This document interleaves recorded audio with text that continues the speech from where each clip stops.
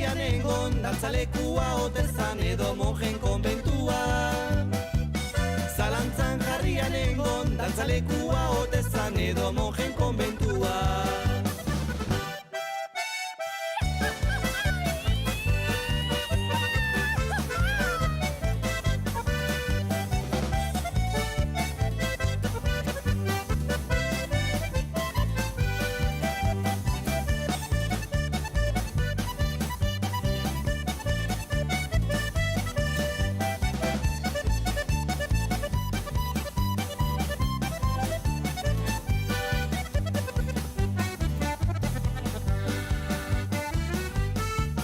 Krisiaren eragina honetaraino heldu da Jangoiko bedenkatua. Zalantzan jarrian egon, dantzalekua otezan edo monjen konbentua. Gustora ari naiz baina, gehiegi luzatu gabe bukatuko dut kantua.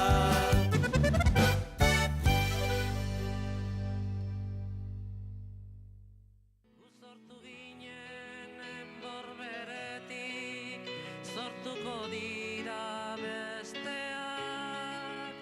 Burruka hortan iraungo duten, zugaitz ardaska gazteak.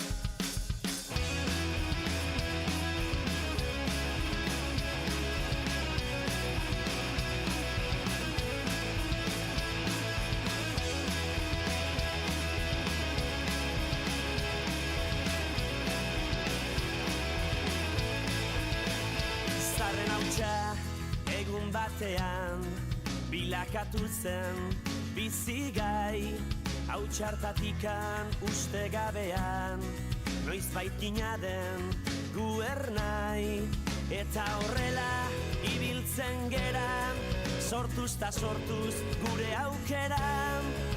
Atsedenik hartu gabe, lana eginez goaz aurrera. Kate horretan denok batera, gogorki loturik gaude. Gizonen lana jakintza dugu, ez daguntuz aldatzea. Naturarekin bat izan eta harremanetan sartzea. Eta indarrak ongi errotuz, gure sustraiak lurrari lotuz, bertatikan irautea. Ezaren gudaz baietza sortuz, ukazioa legetzat hartuz, beti aurrera joatea. Gu sortu ginen enborberetik, sortuko dira besteak. Burruka hortan iraunen duten, zuaitz ardaska gazteak. Beren aukeren jabera ikiz, ta erortzean berriro keikiz, ibiltzen joanen direnak. Ez daukanak ongi oidaki, eukitzea zein den ona. Bere premiak bete nahirik, beti bizi da gizona. Gu ere zerbait bagera eta gauden tokitik hemendik bertan, saia gaitezen ikusten ametxeroak bazterturikan. Sasi zikinak bingo zerreta, bide hon bat aukeratzen. Gizonen lana jakintza dugu, ezagutuz aldatzea. Naturarekin bat izan eta harremanetan sartzea. Eta indarrak ongi errotuz, gure sustraiak lurrari lotuz, bertatikan irautea. Ezaren gudaz baietza sortuz, ukazioa legetzat hartuz, beti aurrera joatea. Gu sortu ginen enborberetik, sortuko dira besteak. Burruka hortan iraunen duten, zuaitz ardaska gazteak. trunkeren jabera ikiz ta erortzean berriro jeikiz ibiltzen joanen direnak gu sortu ginen enbor beretik sortuko dira besteak burruka hortan iraunen duten zuaitz ardazka gazteak gertakizunen indarta argiz gure ametsa arrazoi garbiz egiztatuko dutenak.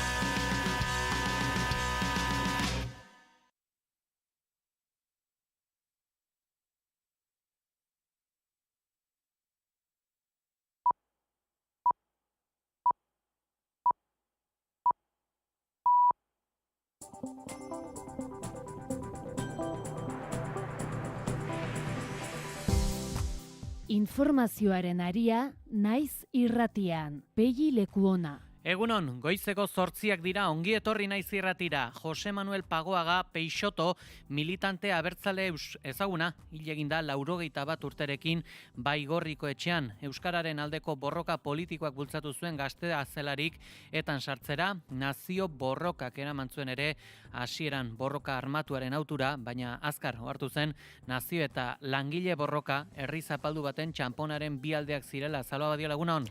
Egunon Pegi eta egunon entzuleok Arnaldo Otegi Bilduko idazkari nagusiak eskerrak eman dizkio irakatsitakoengatik. Arrasateko ernaik lore eskaintza egin du etxipenetatik itxaropenera eskerrik asko herria egiteagatik. Lelopean Arkaitz Rodriguezek gogora ekarri du estatuak larri zauritu zuela, baina ez zuela bere konpromisoa itzali. Bere azken agurra asteazken honetan, 3etan izango da Baigorriko xokoa plazan eta orainmena ere izango badena. Orainmenerako ere izango dena ere bada, unkigarriak bezain indartsuak izan direla, Mikel Zabaltzaren omenezko memoriaren autobusak Donostian egin dituen azkeneko metroak. Guardia Zibilen torturek hildako Orbaizetako gaztearen gorpua duela 40 urte egindako bide bera egin dute asteotan, Debus Donostiako autobusetako langilekin, familia eta lagunekin jendearen babesa jaso zeikia osoa jakiteko garaia dela aldarrikatu dute beste behin ere. Ilea urdintzen ari zaigu, jakin gabe inoiz egia eta justizia izango dugun. Eta zestoan 100 lagun elkartu dira elkartasun feministagatik auzipeturiko 6 pertsonen aldeko elkarretaratzean. Aste honetan herriko 6 bizilagun epaituko dituzte integritate moralaren aurkako delitua egotzita. Akusatuetako emakumeetako baten bikotekide ohia da salaketa jarri duena bere izen onari kalte egin diotela argudiatu du, duela urte batzuk indarkeria matxista leporatu ziotelako. Nola izan genezake konfiantza akusatuen aulkian indarkeria matxistaren biktima eta ez erazotzailea ere eseriko duen sistema judizial batengan? Elkartasuna adierazteagatik 6 herrikidek egoera jasanezinak bizi behar izan duten bitartean, herrian normaltasunez eta impunitate osoz ibili da erazotzailea urte hauetan guztietan. Eta Pinocheten diktadura goraipatzen duen Jose Antonio Cast izango da hurrengo Txileko presidente. Hautagai ultraeskuindarrak abantaila handi atera dio Janet Jara komunistari. Hego Amerikan eskuinerantz egiten duen beste herrialdetako bat da Txile. De verdad, vivo esto con una alegría, una pasión que ustedes no logran imaginarse y que queremos llevar juntos a la moneda y realizar ese cambio tan importante. Pero nada sería posible si es que no tuviéramos a Dios. Bere ideologiako alderdirik muturrenekoenak saiastu ditu edozein kasutan Kastek eta Jararentzako errespetua eskatu du. Y claramente con Janet Jara tenemos profundas diferencias. Respeto y silencio. Eta hain zuzen ere berehala atera da bere porrota onartzera Jara, egonkortasun demokratikoaren izenean. Seremos una oposición propositiva y exigente para avanzar en mejorar la vida de nuestro pueblo. Y al mismo tiempo seremos firmes en proteger lo logrado. En eso no habrá dudas. Kirol kontuetan aldiz, Alabesek 1-2 galdu du Real Madrilen aurka igande honetan Mendizorrotzan jokatutako ligako 16. jardunaldian. Kritiko agertu da Carlos Vicente partidu ostean. Hemos estado, pero creo que podíamos habernoslo llevado Con el 1-1 también ha habido un momento que los teníamos ahí, estaban nerviosos. Fue una pena, no sé si es mala suerte o falta de eficacia, pero bueno, a reflexionar también de cómo podemos mejorar eso, pero también creo que... Atletikek ere porrota eraman du etxera, 2-0 galdu du Zeltaren aurka Balaidosen jokatutako partiduan. Zerbait aldatu dugu bigarren zatirako eta esaigu batera ondo atera, haiek haien jokalariak hobeto ikusi dituzte, hobeto jolastu dute eta bi golak sartu dizkigute. Eguraldia eta trafikoa naiz irratian. Errepidetan bada nabarmentzeko jazerarik, Salva? Autobus batek matxura izan du gaur goizean, behi 30 errepidean 13. kilometroan Erandion, Galdakauko norantzan, matxura bukatutzat eman du trafiko zuzendaritzat, errei guztiak irekita daude, baina autopilaketak badaude oraindik, naiz eta gutxituz doazen eta bestalde ohiko autopilaketak ere baditugu, Bilbo inguruan, Barakaldo, Leioa eta Galdakaon. Ados, eguraldiari dagokenez, negu garaiko temperaturak, xetasun guztiak, Iker Ibarluzeak. Asteari ekiteko eguraldia zertxoetik gehiago ez egonkortuko zaigu. Goizean goitzetik hasita hodeiak ugariak izango dira lurralde osoan, zerua nahiko estalirik agertuko da. Eta lurraldearen ekialdean gainera hodeiguneak trinkoagoak izango dira. Hala ere goizean mintzat ez da euririk egiterik espero eta giroa lasaia izango da. Arratsaldean hodeigune trinko hauek ostarte batzuekin tartekatuko dira, baina lurraldearen ekialdean eta bereziki Nafarroa ekialdean hodeiak trinkoagoak izango dira. Eta bertan ez da baztertzen uneren batean zaparradaren bat edo beste botatzea. Gauean mendebaldetik barrena hodeigune trinkoagoak sartuko dira, zerua estalirik geratuko da, baina orokorra mintzat, naiz eta Bizkaia eta Araba mendebaldean euri pixka bat egin dezaken, ez da euri gehiegirik ere espero. Hego-haizeak zakar jotzen jarraituko du, horrekin goizeko temperatura minimoak dezente egingo dute gora, eta orokorran 6 eta 12 gradu bitartean errendituko dira, masimoek aldiz antzeko jarraituko dute, ipar isurian 12-14 gradu bitartean, eta ego isurian 9 eta 11 gradu bitartean, temperatura freskoenak Araba eta Nafarroa erdialdean neurtuko dira, altuenak aldiz kostaldean. Jarraizpurua teknikan, abenduak 15 da, Astelena. Informazioaren aria.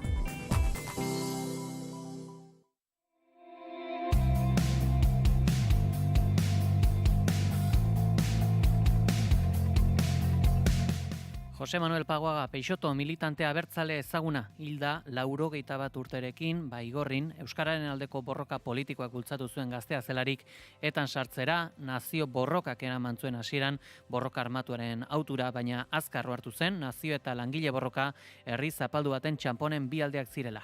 Arkala izan zuen burkide, gertuenetako bat, eta bizirik ateratzen arren estatu terrorismoaren atentatu larria jasan zuen arkere 1969an Arrigorriagako militantearen heriotza eragin zuena baino 3 hilabete beranduago. Atentatu horrek eragin zizkion zauri larrien ondorioz ere aldendu zen politika eta borrokaren lehen lerrotik, baina erakundearen ibilbidean aztarna handia utzi zuen. Herri honek 20. mendetik jasaduen gatazka politiko garaikidaren zuzeneko lekuko eta eragila izan da.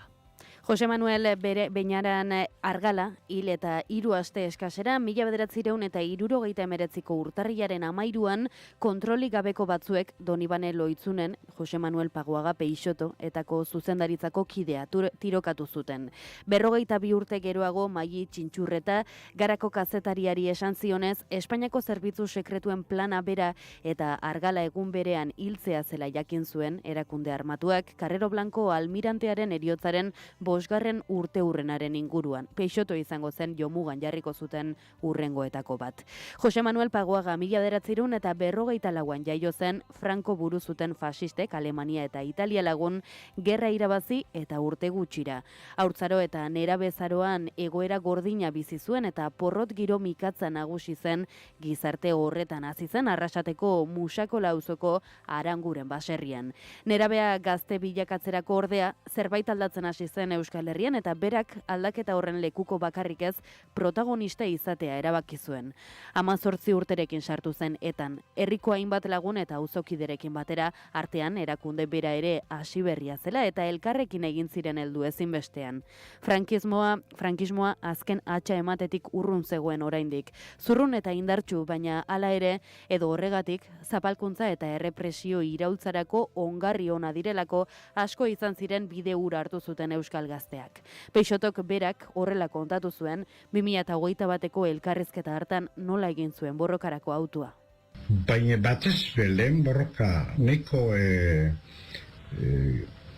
latza izan zen euskerakin.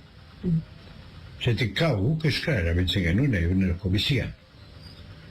Eta orduan bere datortzen zen, atzerritik etorretako bat, arroen kristiano, Kristo.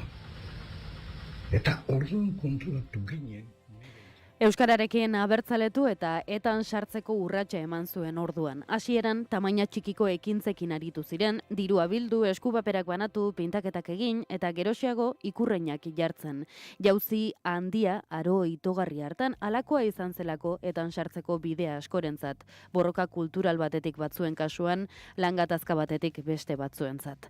Urte horietan erakundeak gorabera asko parairatu zituen, ideologikoak eta antolakuntzari zegozkionak, kolektibo baten definizio prozesuari lotuta egon ohi diren sestrak. Etaren 1976ko 5. biltzarrean, Peixotok auzi nazionala lehenetsi zuen taldearekin bat egin zuen, baina zatiketa gauzatu eta gutxira atzilotu zuten. Ez zuen dena den gatibu denbora asko eman eta ateratakoa Ekuaderrera joan zen. Bere hitzetan formazioa sendotzeko xedez. Ni 78an 20 urte neuken, ez 24 urte nituen. Eta neure buruari begiratzen modu sakon batean hasita nengoen. Garbi konturatu nintzen behar nuela nire formazio bat sendotu. Eta hortarako behar nuen denbora eta nola sartuta nengoen lekuan sartuta erabat. 1971an itzuli zen, ordurako arras desberdinak ziren Euskal Herria eta erakundea. Denbora tarte horretan, besteren artean, Meliton Manzanas polizia torturatzailearen aurkako ekintza egin zuenetak, nahita eriotza egin zuen lehengoa, eta nazioartean oihartzun handia izan zuen Borkaseko prozesua izan zen, frankismoak indar erakustaldi gisa pentsatu, eta azkenean bueltan etorri zitzaion epaiketa. Errepresioa askoz bortzitzagoa izan zen, eta ordurako armatua zen erakundearen erantzuna asko zindartsuakoa. Gatazka beste estadio batean sartuta zegoen beraz eta testuinguru horretan etak beste zatiketa bat izan zuen mili eta polimilien artekoa urte horiek bakarrik ez, frankismoaren ostekoak ere erabat baldintzatuko zituena. Pagoaga miliekin lerratu zen eta sasoi horretan burkide izan zuen beste batzuen artean Eustakio Mendizabal txikia. Berarekin batera hainbat ekintzetan parte hartu zuen, 1973an poliziak Algortan hil zuen arte, hain zuzen ere, Peixotorekin biltzekoa zen egun batean. Argala lagun zuela bilerak egin zituen Peixotok norekin eta Telesforo Montzonekin, Bergararra, Jose Antonio Agirreren gobernuko kide karismatikoa Ipar Euskal Herrian errotu zen Mexikotik bueltatutakoan eta errefuxiatu belaunaldi berriarekin harremanak ehundu zituen. Ikusmena galdua izanagatik gauzak oso argi ikusi edo somatu izan ditu beti Jose Manuel Pagoagak eta haren hitzak adi entzun edo irakurri izan dituzten lagunek, gertukoek eta aurkakoek. Euskaldunon erronka nagusia oraindik elkar hobeto ulertzea dela nabarmendu zuen azken elkarrizketa horretan. Egiten ditugun ekimen politiko gehienak osagarriak direla kanpotik jasetan ditugun erasoen aurrean. Eta badira baiko irrizateko eta buru altxatzeko nahiko arrazoi. Bain zuzen, sare sozialetan Peixotoren oroimenerako hainbat mezu helarazi dituzte, Arnaldo Otegi Bilduko idazkari nagusiak eskerrak eman dizkio irakatsitakoengatik, Arrasateko Ernaik lore eskaintza burutu du, etxipenetik itxaropenera, eskerrik asko herria egiteagatik lelopean, eta Arkaitz Rodriguezek gogora ekarri du estatuak larri zauritu zuela, baina ez zuela bere konpromisoa itzali. Azken aurra, aste azkenean, 3 izango da, Baigorriko Xokoa plazan. Goizeko 8:13 dira.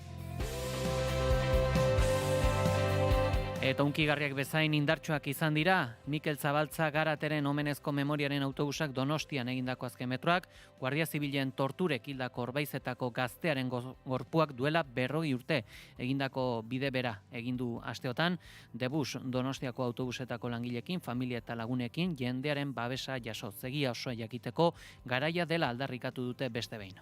Lore sorta bat gidariaren lekuan eta txalo zaparrada artean iritsi zen memoriaren autobusa Donostiako bulebarrera 20 egunean Orbaitz eta Agoitz Iruña Lesaka Bera Altza eta Errenteria bisitatu eta gero. Ibilgailuaren ondotik zihoazen Debuseko langileak zeuden, laneko arropa soinean batzuk Mikelen lankide izan ziren eta orain erretiratuta daude Mikelek egon beharko zukeen bezala. Orbaizetako gaztearen argazki handi bat jarri zuten Bulebarreko plazatxoan, bertan bildu zen jende guztia tartean, Idoia Zabalza Arreba, 40 urte igarota Mikelekin gertatu zenaren egia osoa, justizia eta erreparazioa exigitzeko. Ilea urdintzen ari zaigu, jakin gabe inoiz egia eta justizia izango dugun. Eskari bera luzatu zien erakunde publikoei Mikel Zabalza gogoan herri ekimeneko Ainhoa Buenok. Nafarroako gobernua eta parlamentua, Eusko Jaurlaritza eta Legebiltzarra, herri honen ordezkari gisa, erreklamai ez zaiozue Espainiar estatuari urratsak emateko garaia dela. Eta poesiaren bidez gertaeren kontakizun gogor eta ederra egin zuen jarraian Joen Maia bertsolariak musikalagun. Basoilarrak kantatzen dizu iratiko basoan hasi zen. Mikel, jakin ezazu, zure lengusuak kontatu zigula hasieratik entzun zuen guztia. Eta Idoiak ere maitasunaren indarrez esan ahal izan zuela dena. Informazioaren aria.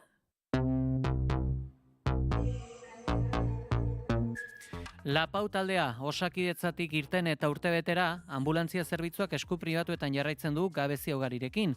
Langileak ohartarazi dute okupazio tasa handiak egoera jasan ezina sortzen duela eta sindikatuek egungo eredua aldatzea eta sektorearen publifikazioa eskatu dute ondorengo urteetarako. 2019az geroztik Lapau enpresari esleitu zitzaion Arabako eta Bizkaiko lurraldeetan Osakidetzarako premiazko eta premiazkoa ez zen osasun garraio zerbitzuaren zati bat. Hala ere, 2024ko urrian, sindikatuek hainbat hilabetetako presioa eta grebak egin ondoren, Osakidetzak bere zerbitzuak alde batzera utzi zituen administrazio zehapen eta kudeaketa arazo ugariren ondorioz. Kataluniako enpresa horren irteerarekin Bizkain bekartu zuen Bizkaiko anbulantzia pribatuen ardura. Gipuzkoan, ambulantzias Gipuzkoaren sinadurari eutsi zitzaion eta kooperatiba hori Araban ere hasi zen lanean. Testuinguru honetan Euskal Sindikatuen gehiengoak ambulantzien kudeaketa privatizatzeko akats handiarekin ez jarraitzeko eskatu zion Lakuako osasun sailari. Hala ere, Asier Muñozek Bizkainbeko ESKako delegatu denak garari baieztatu dionez, Osakidetzako anbulantzien 90% azpikontratatuta daude. Bere esperientziatik Muñozeko hartarazi du asistentzia eskariaren gorakadak eta okupazio tasa altuak egoera jasanezina sortzen ari direla sektorean. Eta guzti honi gehitu behar zaio azken hilabeteetan egon diren kargu aldaketak. Muñozen arabera, arazoa da Lapaueko bitarteko aginte ereduak indarrean jarraitzen duela eta goi zuzendariak bakarrik aldatu direla. Horregaitik iruditzen zaio ezinbestekoa Lakuak urrats bat aurrera egitea eta egungo ereduaren eraldaketa bere gainartzea kalitatezko sistema publiko baten aldeko apustua eginez langileen onura bideratuta eta bereziki Euskal Herritar guztien zerbitzura. Eta arlo politikotik ere esango dugu Eusko Alderdi Jeltzaleak eta PSren Arabako Foru Gobernuak aurrekontua itxi duela Elkarrekin Podemosekin. Ziurtzat ematen zen akordioa, morek osoko zuzenketak kenduak baitzituzten, eta gakoa Arabako egoitza pribatuetako lan akordio izan da. Elkarrekin taldearen ezinbesteko baldintza zen hau aurrekontuak babestu alizateko. Honen osteko negoziaketetan, Elkarrekin Podemosek 23 milioi euroko balioa duten 71 zuzenketa aurkeztu dituzte. Gaur bertan, Arabako batzar nagusietan, zuzenketa partzialak eztabaidatuko dituzte, eta bertan saioari ekin aurretik David Rodríguez eledunak akordio honen xehetasunak eskainiko ditu.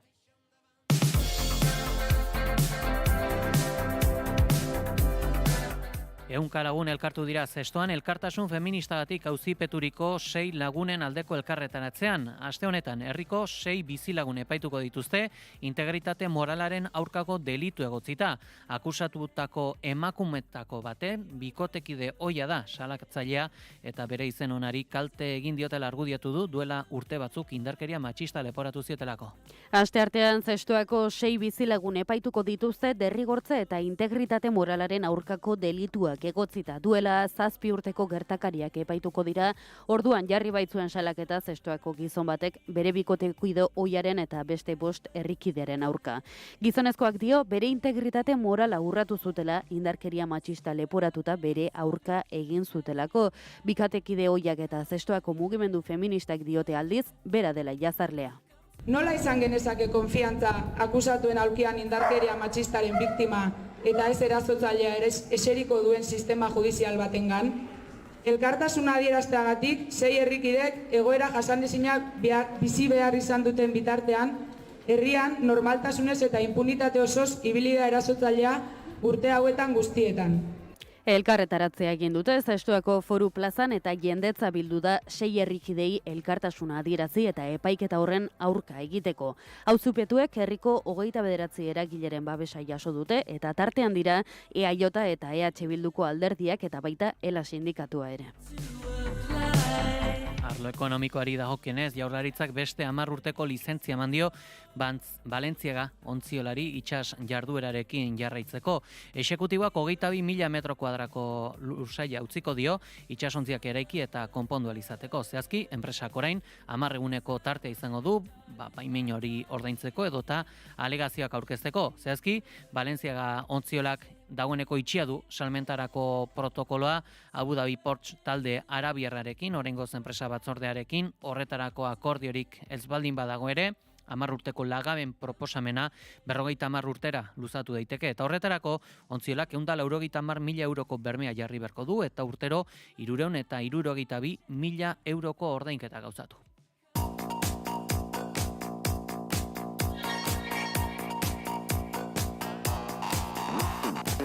Naziarteari dagokienez, Pinocheten diktadura oroitarazten duen Jose Antonio Cast izango da Txileko presidente berria, hautagai ultraeskuindarrak abantaila handia atera dio Janet Jara komunistari. Hego Amerikan eskuinerantz egiten duen beste herrialdetako bada Txile. Hauteskunde presidentzialen bigarren itzulian botoen 48,1 lortu ditu Kastek eta Jara zentro-ezkerreko koalizioko hautagaiak berriz botoen 41,8.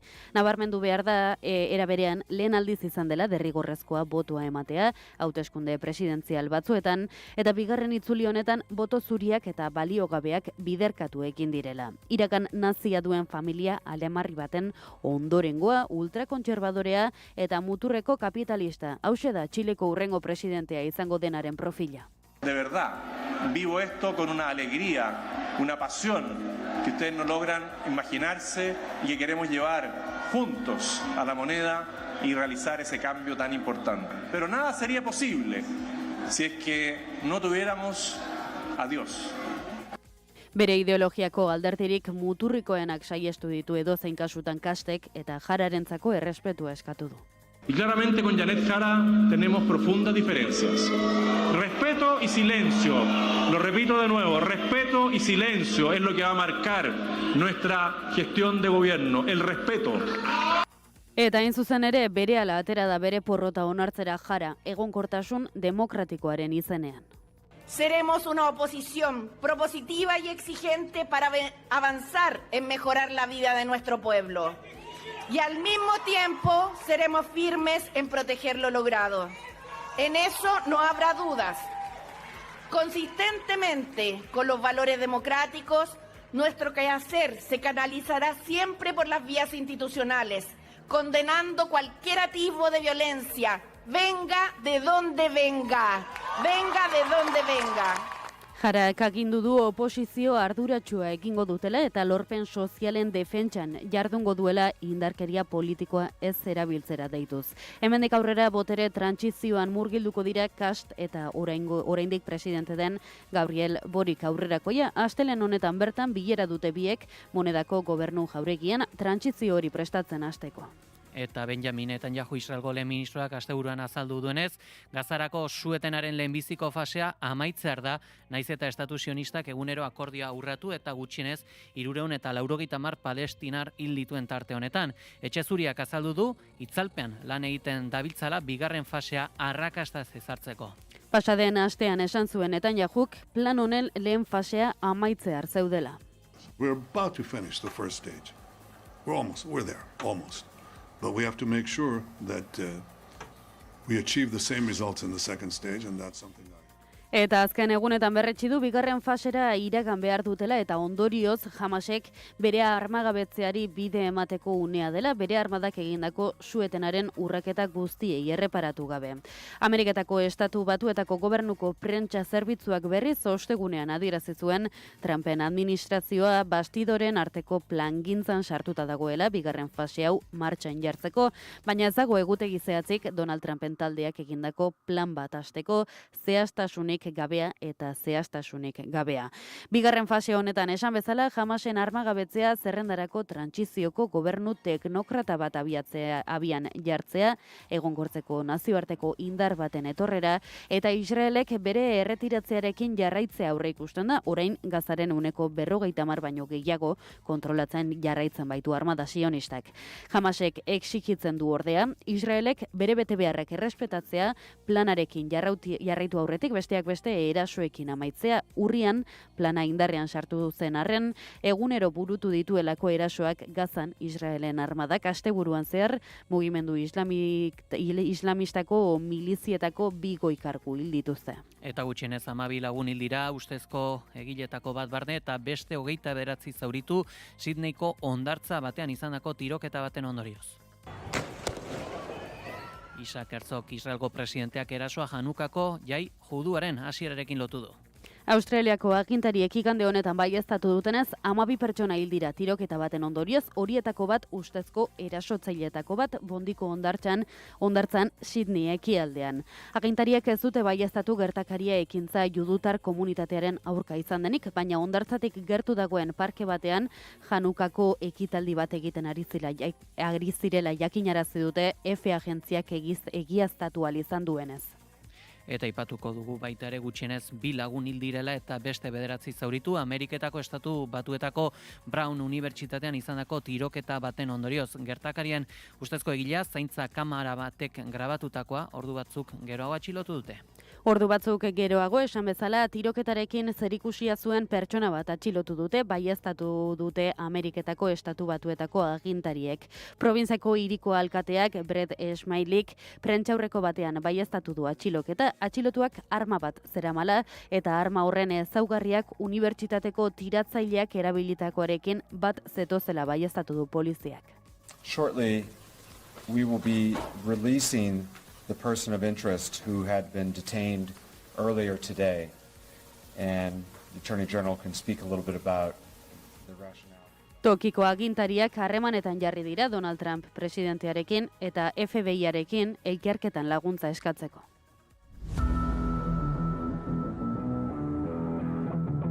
Kirol aria, naiz irratian.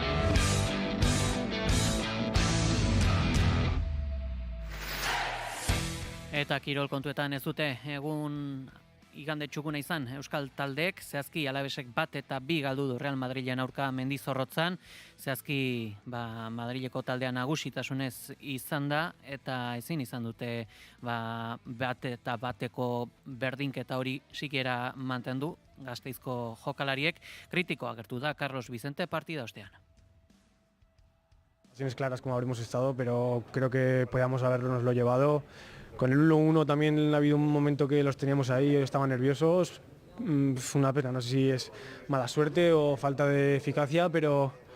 Atletikek ere porrota eramandu etxera, 2 eta 0 galdu du Zeltaren aurka Balaidosen jokatutako partiduan, zehazki aukera gutxirekin bukatu dira lehenbiziko 45 minutuak, eta ostegunean izango du Atletikek urte amaiera gogoz bukatzeko aukera. Iñaki Williams. Cuando hemos querido reaccionar llevamos 2-0 en el marcador, así que no es excusa, nos han pasado por encima, como se suele decir en estos casos. No hay tiempo para lamentaciones, pero sí para correcciones, y esperemos que el jueves nos podamos quitar la espinita y acabar bien el año contra el Español. Eta F-ligan berriz 14. jardunaldia izan dute eta Realak garaipena eskuratu du eta zehazki 3 eta 0 irabazi dio Deportibori Zubietan, Eibarrek berriz 2 berdindu du igande honetan. Eta pilotari dagokionez, azkenik esango dugu Aitor Elardi eta Jose Javier Zabaletak 12 eta 22 irabazi dietela Erik Jakari eta Martxel Iztuetari binakako txapelketako 4. jardunaldian. garaipen honi esker, 3. puntua eskuratu dute. Aitor Elordi. Herritxarrak frontora urbiltzen dienien herriko bat ikustera normal izaten da. Herriko irabazi nahi izetik eta gauzak urtetzen dienien da puntu ateratzen denien. Izan bai eurek eta bai ni posik eta gustora.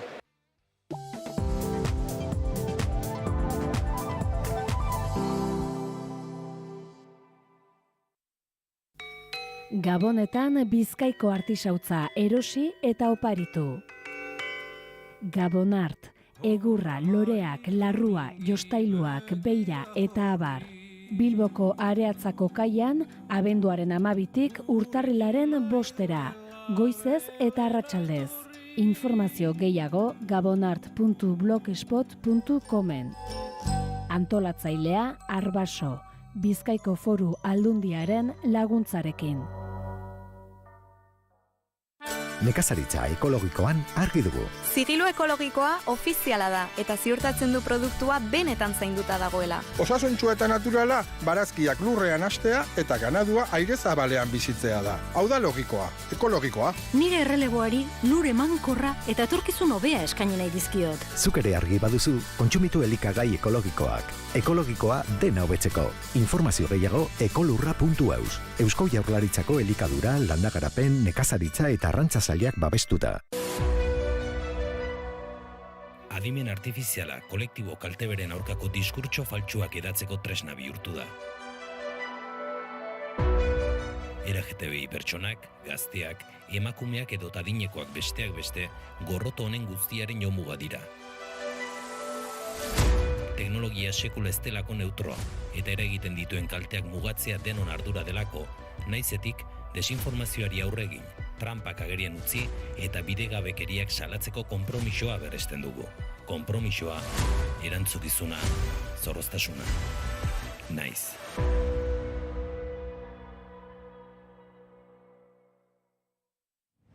Lau eta erdiko Master Laboral Kutxa txapelketak final berria izango du igande honetan. Amaia Aldaik eta Enara Gamindek neurtuko dituzte indarrak Gernikako Santanape pilotalekuan.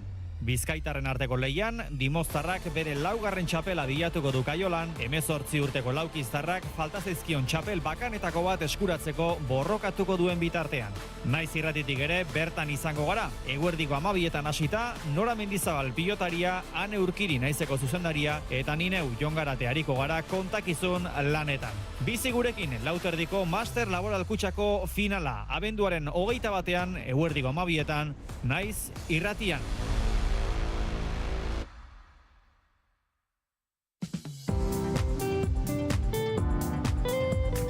Informazioaren aria.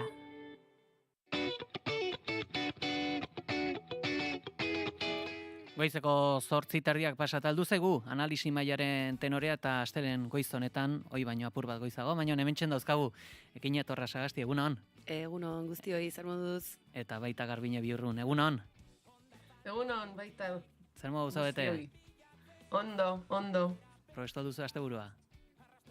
Bai, txukun junda. Eta astea txukunago.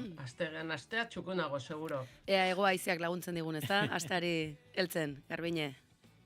Noski, eta egoa espada, iparra edo mendebaldekoa, haize guztik laguntzen digute guri, Hori da. Bueno, aurrera goaz, eta esango dugu, egoaizea ez dela ohikoa, urte garai honetan, amaituz da urtea, eta ohikoago izaten dena da aurrekontu kontuak eta lakoak. 2026 urteko aurrekontuak izaten ari da hizketa gai nagusi urtearen tonere honetan, hautetxien artean, eta honeta zein gaurkotasuneko elementu eta hitz egiteko gurean dugu Mario Barretxena, Eusko Jaurlaritzako Gobernantza, Administrazio Digitala eta Autogobernu Sailburua zein exekutiboaren eleduna. Sailburu Andre, egunon?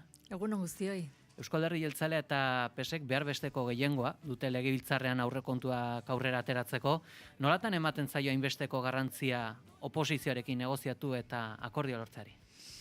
Nik uste benetan eman zaiola garrantzia, eman zitzaion garrantzia pasadaen urtean, ezen posible izan, aurten ere ahalegine eginda, ahalegine egitea horrek ere erakusten du badagoela borondate bat. Eta, tamalez ez da posible izan, baina nik bai azpimarratu nahiko nuke, prozesuan, naiz eta gehiengoa izan, hartu direla, kontutan egin diren proposamenak, beste alderdiek egindako emendakinak, eta, naiz eta kontrako bozka izango den beraien bozka, emendakin batzuk aurrera atera direla, eta ni gainera nabarmendu nahiko nuke, emendakin horietatik gainera kasualitatez, gainera diru kantitatez ere inporte handiena daukana eta €1.000.000 dena administrazioa modernizatzeko emendakina, EH Bilduk egindakoa alegia, eta gure sailari dagokiona, nik lideratzen duen sailari dagokiona, guk martxan jarriko degula emendakin hori, garrantzitsua iruditzen zaigu, eta ikusten dugu, hobetu dezakela gure gobernuak egindako aurrekontu proposamena. Zehazki, jakin nahi dugu, milioi horren partidaren nondik norakoak, sistema instituzionala berritzea hitzandiak dira, zertan oinarritzen dira berrikuntza hau? Gaude nolabait murgilduta administrazioaren aro berrian, edo aro berri hori izango denakuko ala deitzen diogu, alde batetik plantillari dagokionean ere badaukagulako momentu honetan hainbat eta hainbat funtzionario jubilatzen ari dira, eta hor badator errelebo generazional bat, eta horri aurre egin behar zaio, etorkizuneko perfil desberdinekin, eta hor martxan badaukaguk ekiplana, profil berri horrei bide emateko, eta nolabaiteko ere epe berri batzuekin, kompetentziak gaitasun horiek gehiago neurtuko dituztenak egun neurtzen diren kompetentziak, baina ikusten degulako beste erronka batzuk behar direla, administrazioare digitalizatu egin behar dugu, eta hor sartzen zaigu adimen artifiziala, ikusten ari gara esparru guztietan sartzen ari dela, eta gobernuan ere sartuko da, administrazio publikoan ere sartuko da, batez ere automatikoak diren eginkizun horietan aurrera egiteko, beti ere esaten dugu adimine artifiziala baina gizakiak hartutako erabakien baitan, eta gizakiek lidergoa hartuta edo gizakiak kapitean hartuta nolabait esan bideo hori.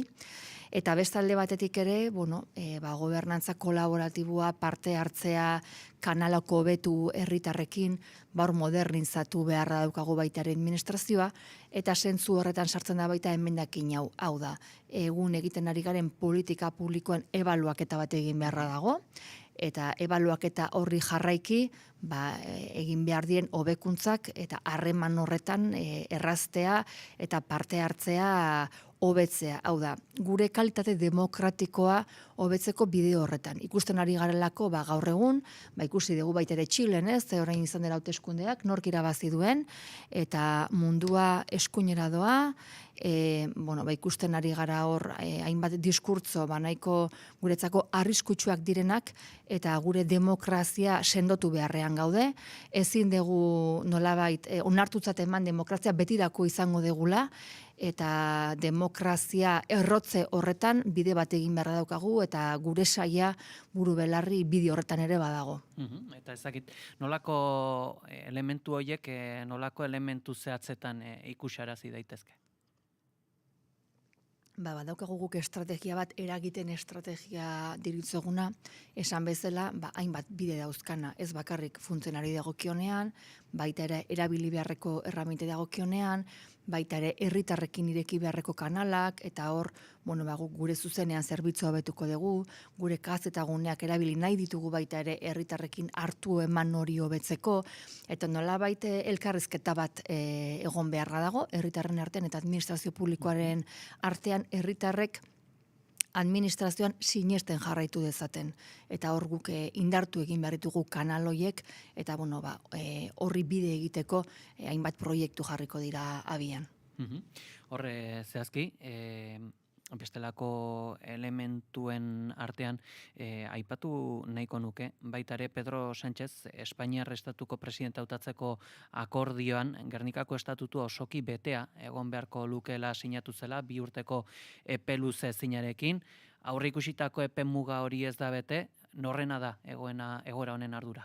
31 arte denbora daukagu, eta gu horretan gara buru belarri, esate baterako aste honetan Madrilera goaz berriz ere, datorren astean berriz ere bilera daukagu, urteko azken astean ere bilera daukagu, eta guk lanean jarraitzen dugu, badakigu kronometroa hor daukagula, baina bi aldek jarraitzen dugu lanean, beste aldeak ez digu eskatu muga epe hori handitzea, eta gu epe horrekin lanean jarraitzen dugu, beraz, akordioak daudenean aditzera emango dira, baina lanean jarraitzen dugu hori betea izan dadin. Zeintzuk dira, helduko diren urrengo eskuduntzak?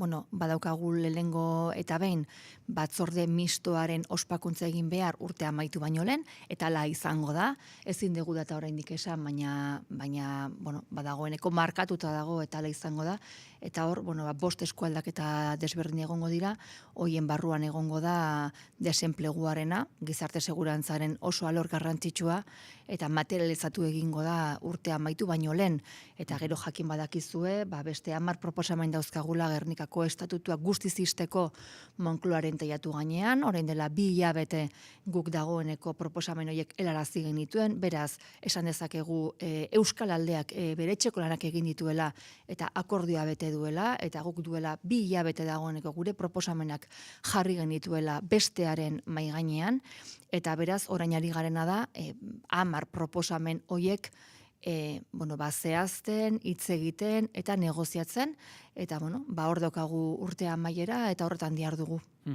Baita ere eskatu zitzaion, Sánchez presidente Espainiarrari, keinu bat ere egin zezala lehendakariarekin, zertan oinarrituko litzateke hau?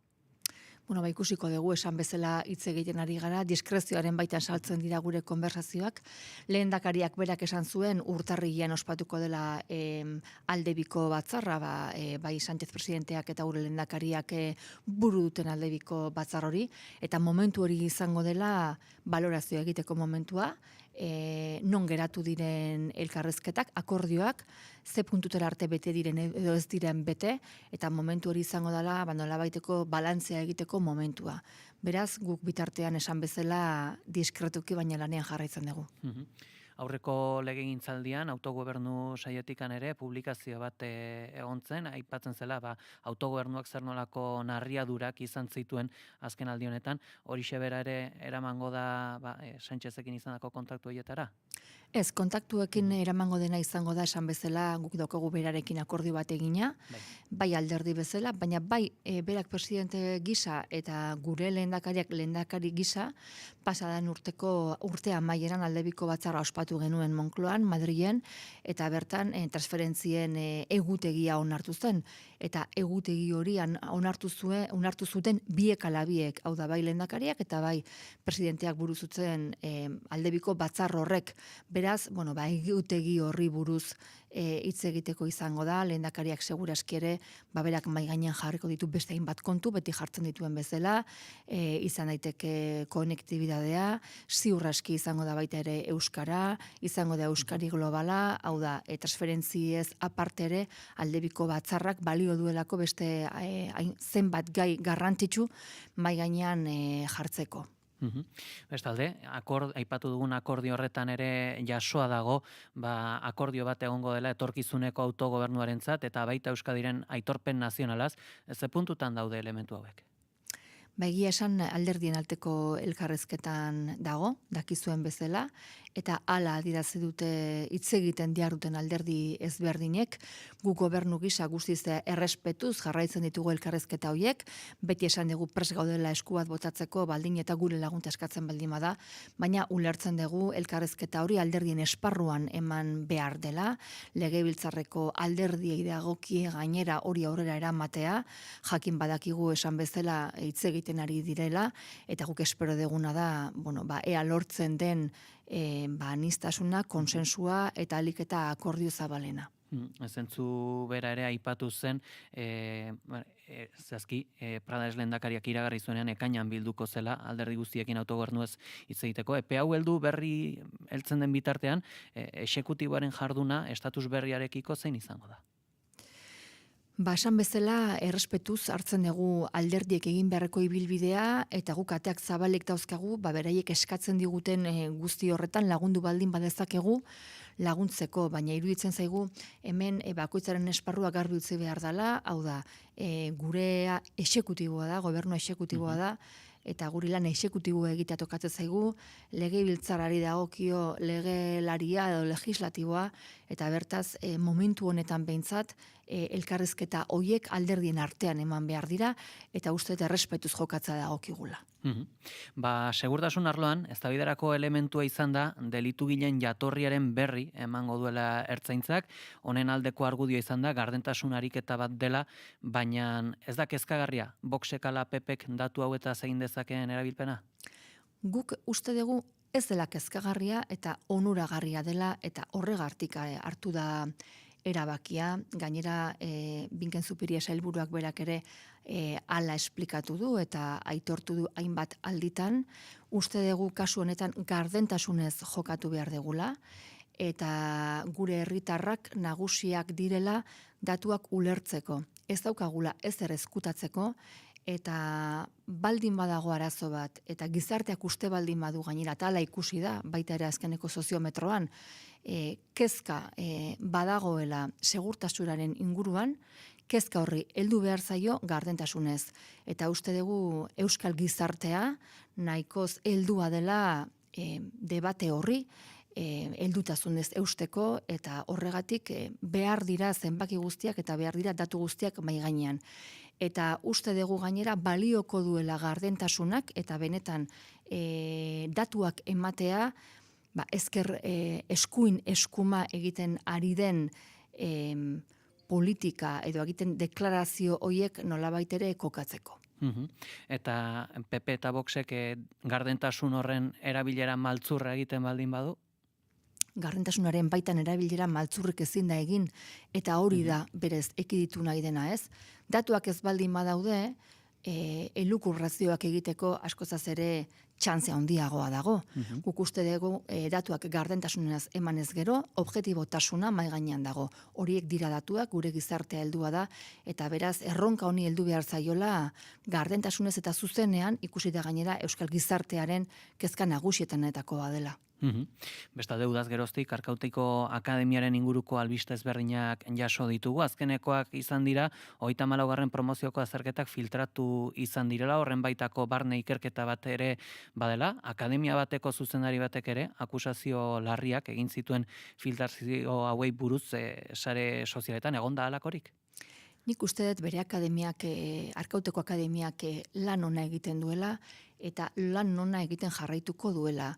Eundaka prozesu jarri dira abian, guk badaukagu erronka bat eta da 8.000 agentera iristeko bidea egin behar dela, eta prozesuak hobetzen joan behar direla. Momentu honetan gainera zuzendaritza berri badago akademian, poliki lan hori egiten ari dira, eta horrelako prozesuetan, beti egoten dira hotzak, ez? Pentsatu behar dugu, eundaka pertsona aurkezten diren prozesuak direla, eta eundaka pertsona hoietan egon daitezkela gora berak, baina nik uste Arkauteko Akademiak oso lan ona egiten duela, iparra ondo kokatuta daukala, badaukagula helburua eta dela 8.000 agentetara iristea, eta horra iristeko lanean diharduela. Berriz, sindikatu polizialek ere, taser pistolak eta gomazko piloten erabilera eskatu dute elkarretaratze batean. Euskal Administrazioak zer dio eskaera honekiko? Sailburuak berak, Binken Zupiria sailburuak berak ere azaldu du askotan, medioen erabilera alde teknikotik hartutako erabaki bat izan behar dela, eta ez alde politikotik hartutako erabakia. Eta nik bere hitzak babesten ditut, eta uste dugu ere hala izan behar dela. Eta hau da, alde teknikoak erabaki behar du, zeintzuk diren gure poliziak erebeli beharko dituen erramintak. Eta beraz ez da erabaki politiko bat, erabaki teknikoa baizik. Ezakit, baute dakizun, horren bueltako hausnarketarik egingo da, edo? Sailburuak berak izan zuen, eta errepikatzen dugu, arlo teknikoan lagatzen dugun gaia dela, gainera uste dugu hala izan behar dela, erabakia teknikoa izan behar delako eta ez politikoa, hau da, poliziak helburu batzuk dauzka, helburu horiek noski ere politikoak dira, segurtasunarekin zerikusia dutenak dira, baina zen medio behar diren, arlo teknikoak esaten du, eta beraz guk saltza honetan esan beharra daukaguna da, arlo teknikoak hartu behar dituela erabakiak eta ez politikoak. Bestalde, asteburu honetan baita ere exekutiboak Balentziaga enpresari lur publikoak erabiltzeko 10 urteko baimena eskaini dio, Abu Dhabi portzen erosketa protokola ere sinatu dago, baina langilek ere esan dute, enpresak eskatutako baldintzak ez dituztela onartzen, honek zaildu egiten du erosketa? Nik uste dut badagoela denbora eta espero dezagun enpresak langilekin akordio bat lortuko duela. Hala ere gu pozik gaude erabaki honekin, hau da Abu Dhabi portzek hartuko duela, Balentziaga ontzigintza, izan ere oso albiste ona da. Gure industriarentzat, ontzigintza esparruarentzat, Zumaiarentzat, eta enpresa bat ere, bertatik desagertu ez, eta bidea egiten jarraitu dezan. Hau esan da, Jaurlaritzak bere esku zegoena mahai gainean jarri du, zuk esan bezala, hor ahalegin bat eginda ere, enpresa honek Balentziaga erosi dezan, eta orain, espero deguna da, langilekin ere egongo dela akordio bat, baina enpresa ez istea, eta jardunarekin jarraitzea guretzako oso albiste ona da.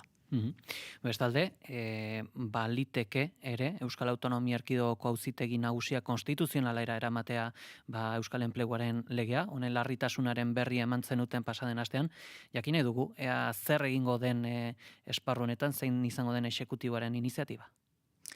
Kezkaz bizi dugu prozesu hau, ikusten ari garelako etengabe justiziaren alorretik, hainbat sententzia azken 40 urtetan euskararen normalizazioan eman ditugun pausoak nolabait ere zalantzan jarriz, eta batez ere Jaurlaritzatik erabaki genuen agerraldia egitea, kasu honetan ere prozesuan bizitako hainbat pauso izan direlako gure ustez deigarriak, eta uste genuen hori azaleratzea ere komenigarria zela.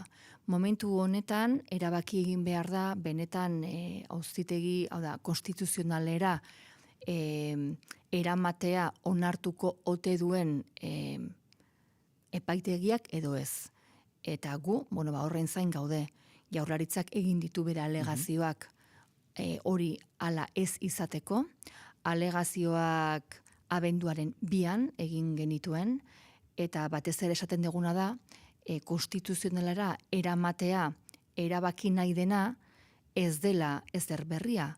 82. urteko legean badagoela eduki hori, eta eduki hori gainera pasatua izan da konstituzionaletik, eta konstituzionalak onartu du edukia, eta baita ere 89ko enplegu publikoaren legearen baitan eduki hori ere bigarren aldiz agertzen dela, eta edukia ez dela berria, eta gainera eduki honen baitan 40 urte luzez, eta gizartearekin batera, konsensu baten bitartez, eman direla aurrera pauso nabarmenak gure administrazio publikoari begira. Eta orain, guzti hori eta ibilbidea, 40 urteko ibilbidea, eta lege horiek dagoeneko konstituzionaletik pasatuta eta onartuta izan diran bi lege horiek zalantzan jartzea, oso arriskutsua iruditzen zaigula. Hala ere, prozesua nola doa, Jaurlaritzak egin ditu bere alegazioak, orain ikusi egin beharko da, alegazio horiek kontutan hartuak diren edo ez diren, eta azkenean erabakitzen ote den Tribunal Konstituzionalera eramatea horrelako gai bat.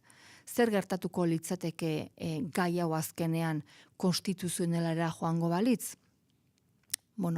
Epaia etorri arte, konstituzionaleko epaia etorri arte, momentu honetan gure bidea egiten jarraituko genukeela, baina ikusi behar, konstituzionalak momentu honetan zer esaten duen. Horregatik esaten dugu bien bitartean, badauzkagula bi lege proposamen legebiltzarrean, gai honekin ez ikusia dutenak, bata EHBek eginda, bigarrena EAJak proposatutakoa, eta taldei eskatzen dieguna da, ados jarri daitezela eta saiatu gaitezela gure esparrua alik eta gehien blindatzen ikusten ari garelako horrelako, ibilbide zalantzagarriak eta deigarriak baina eta berriz gertatzen ari direla. Zehazki baita ere, pasaden asteko beste epai bat da ere, Comisiones Obrera sindikatuaren erreklamazio baten ostekoa, honen baitan, hau berriz azpik kontrataturiko enpresei dagokie, epailek baleko eman diote gazteleraz jarduteari berdintasunaren izenean. Esango zenuke eskaera judiziala euskararekiko zapaltzailea derik? Nik esango dudana da momentu honetan Jaurlaritzan begiratzen ari gara, aztertzen ari gara hobeto esan, kasazio errekurtsoa egitea. Kasazio errekurtsoa dagokio kasu honetan, badakizue kasazio errekurtsoa ez dela ohiko errekurtso normala, hau da, ohiko errekurtso bat ipini egiten da eta bere bidea egiten du, kasaziozko errekurtso bat ezberdina da, espezialagoa da eta onartu egin behar dizute. Orduan oso ondo aztertu egin behar da errekurtso hori nola egin, izan ere, bidea izateko edo ez izateko bi aukera horiek badaudelako. Eta momentu honetan gu, errekurtso hori nola egin ondo aztertzen ari gara, iruditzen zaigulako errekurritu egin behar degula noski.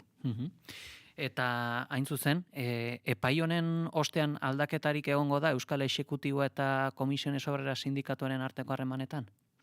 Nik uste dut guk gure bidea egiten jarraitu behar degula, esan bezala hemen 40 urteko ibilbide bat eginda, eta eginda gizarte osoarekin elkarlanean eta gizarte osoaren babesarekin, eta nire ustez hori importantea da, eta badirudi batzuek postontziaren bidez edo bozken bitartez lortu ez dutena, justiziaren bitartez lortzen saiatzen ari direla, eta hori guk ezin dugu onartu, eta gure bidea egiten jarraituko dugu. Beraz, badakigu jarriko dizkigutela nola baitego trabak bidean, baina traba horiek nola igaro aztertu egin behar dugu, eta gizartearekin batera gure bidea egiten jarraitu behar dugu.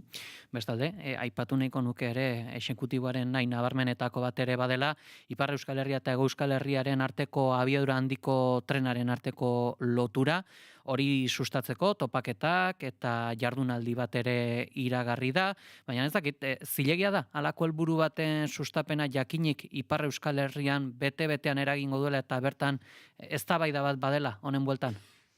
Nik uste dut aliatuak baditugula eta garrantzitsua dela gure herriaren konektibitaterako eta komunikaziorako abiadura handiko trena izatea. Beti esaten dugu eta nik benetan uste dut behin tren hori ailegatuta Euskadik salto kualitatibo izugarria emango duela. Izango dela oso onuragarria. Eta hor, Europear Komisiotik ere badauzkagu aliatuak, esan bai diote Frantziari azkartasuna eman behar diola loturari, eta beste alde batetik, badakizue, Madrileko gobernuarekin bagaudela, arkauteko lotunea dela eta katak ere alik eta azkarren egin behar direla, hor badaukagu edo badaramagu atzerapen bat, guk espero deguna da kata horiek alik eta azkarren egitea erabaki hartu ahal izateko, eta bidea egiten jarraitu behar dugu. Guk uste baino luzeago joan da bide hori, nik uste dut Euskadit dagoeneko beharko lukela hemen abiadura handiko trena izatea, beste lurralde askok daukaten bezala, esaten digun bezala jauzi kualitatibo izugarria izango delako Euskadirentzat eta datorrenean konturatuko gara hala izango dela. Galdera hau bereziki egiten izun, Jan Rene Etxegarai, Euskal Hiri Elkargoko presidentea Ajurianea Jauregian izan zenean bertan aipatu zuelako, eztabaida sozial bat dagoela abiadura handiko trenaren inguruan Ipar Euskal Herrian. Nik uste gure lehendakariak hainbat bidai egin dituela Frantziara, gainera gai honekin zerikusia izan duten bidaiak, eta esan bezala aliatuak badauzkagula, eta aliatu horiek topatzen ari dela. Izan ere importantea da, zentzu honetan Frantziak ere aurrera pausua ematea, ze ikusten ari gara, Frantziaren exekutibo zentraletik ere, hor nolabaiteko behar dala, ez pauso bat gehiago ematea, eta nik uste lehendakariak bere harremanekin, Jan Rene Garai berarekin eta baita Europar Komisioko hainbat pertsonekin aliantza horiek osatzen ari garela eta eskatzen duguna da benetan azkartasuna eman diezaioten proiektu honi. Hor aliantzen bilaketa horretan ere egontzen, ekimen esanguratsu bat izan ditekena, Pradales lehendakariak Emmanuel Macron, estatu frantseseko presidenteari gutuna idatzi zion, egonda erantzunik? momentu hontan ez dute lehendakariarekin gai horri buruz hitz egin, eta orduan ezin dizut esan, erantzunik egon den edo ez den, baina importante iruditzen zaigu Europar Komisioa gure alde zentzu horretan egotea, eta esan izana Frantziari hori azkartu egin behar duela, eta guk bideo horretan jarraituko dugu. Hau da, presioa egingo dugu, presioa egin behar dan lekuetan.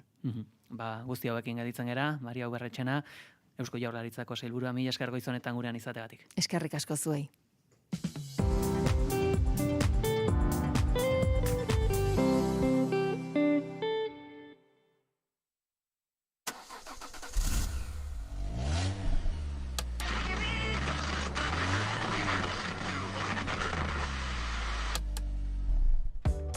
Irratia kotxean argi eta ozen entzun nahi duzu, 2 urratsetan egin dezakezu. Lotu mugikorra Bluetooth bidez autora.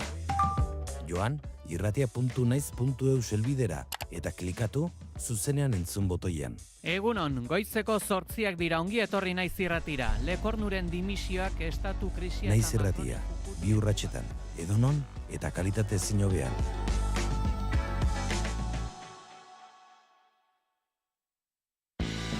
Lider Nando nauzue, eta asteartero, arratsaldeko 7etan, saio berri bat izango dut Naiz Irratian. Eta zer topatuko duzuen bertan? Noski, musika. Baina ez orainaldiko tendentzia eta albisteetara lotua dagoen hori ez. Hemen saiatuko gara behintzat, denbora gelditu eta ingurura begiratzen. Belarriak prest jartzen, musikaren gozamenerako. Eta zergatik ez, bitxikeriaren bat edo beste ezagutzen ere. Ad libitum, Lider Nandorekin. Asteartero, arratsaldeko 7etan, Naiz Irratian. Ongi etorri, Ad libitum saiora.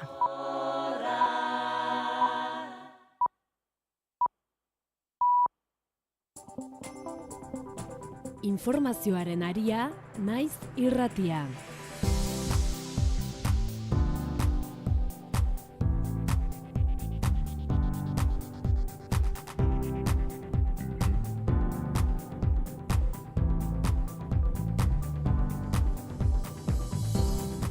Goizeko 9 dira, ongi etorri Naiz Irratira entzule. Azken orduko musikala daukagu, Zalo, adiola, egunon.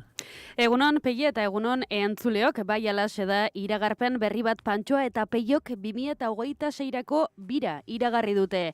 Biharra benduak 16an Bilboko kafe antzekoean, antzokian 10:00 aurrera egingo dute iragarpena bira eta azken kantaldia iragartzeko bideoa erakutsiko dute, eta bertan 2 kanta ere joko dituzte, beraz izango dugu honen berririk ere, eta nazioarteari begira.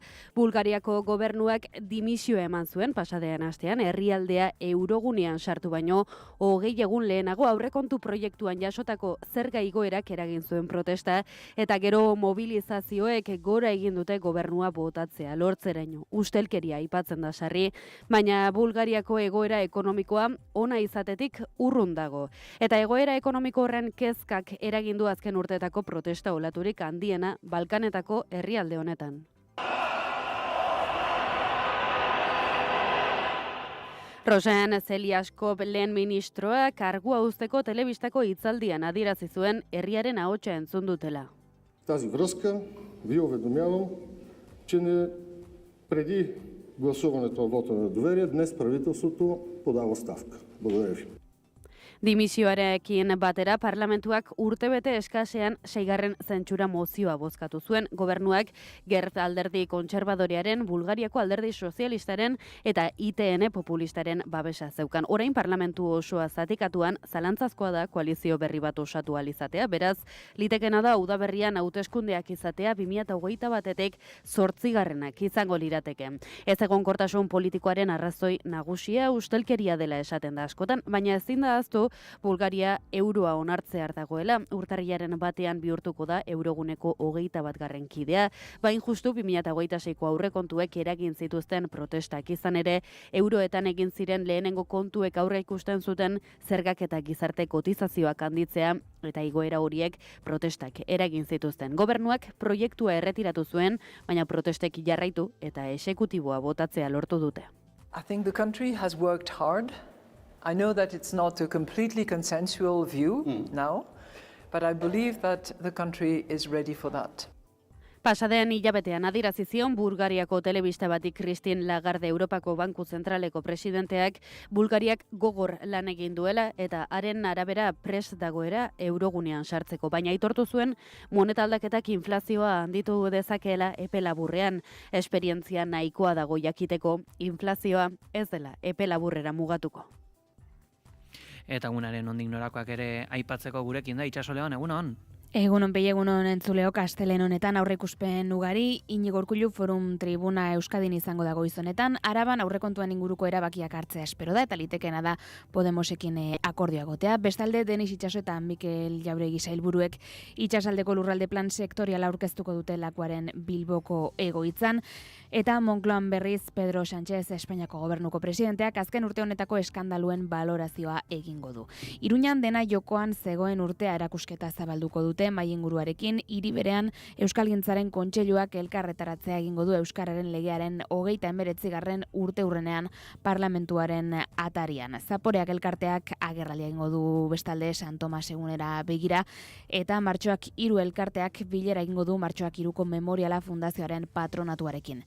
Ekonomia gaietan ere hainbat aipamen, ELA, Besteila, CSK, 3 eta Etxalde sindikatuek urrengo ekimen bateratua aurkeztuko dute Hego Euskal Herrian lanbidarteko gutxieneko soldata propio bat lortzeko. Nafarroako merkantzia garraioan lanuzteak egingo dituzte bestalde UGT, Komisiones Obreras, ELA eta LAB sindikatuek deituta, gainera elkarretaratze bana egingo dute Ollokin eguerdiko 12 eta ordubietan. Eta Eusko Ganberakek perspektiba enpresarialen azterlana aurkeztuko du eta presidentetzaren erreleboa ofizial bilakatuko du. Kulturan espero ditugunak 71. jazaldiaren ordainpeko kontzertuen aurkezpena, Auspoa eta Tunela dokumentalarena eta amaitzeko Eusko Queens antzezlanarena. Ados, guzti hauekin edituko bera. Eskerrik asko Itxaso. Bai, gero arte pegi. Eguraldia eta trafikoa naiz irratian. Errepidei dagokienez, Zaloa, badugu nabarmentzeko jazoerarik? Ohiko autopeiaketak ditugu Bilbo, Barakaldo, Leioa eta Galdakao inguruan pegi. Ados, seguraldiaren nondik norakoak ere jasoko ditugu. Iker Ibarruzea. Asteari ekiteko eguraldia zertxoetik gehiago ez egonkortuko zaigu. Goizean goitzetik hasita hodeiak ugariak izango dira lurralde osoan, zerua nahiko estalirik agertuko da. Eta lurralderen ekialdean gainera hodeiguneak trinkoagoak izango dira. Hala ere goizean mintzat ez da euririk egiterik espero eta giroa lasaia izango da. Arratsaldean hodeigune trinko hauek ostarte batzuekin tartekatuko dira, baina lurralderen ekialdean eta bereziki Nafarroa ekialdean hodeiak trinkoagoak izango dira. Eta bertan ez da baztertzen uneren batean zaparradaren bat edo beste botatzea.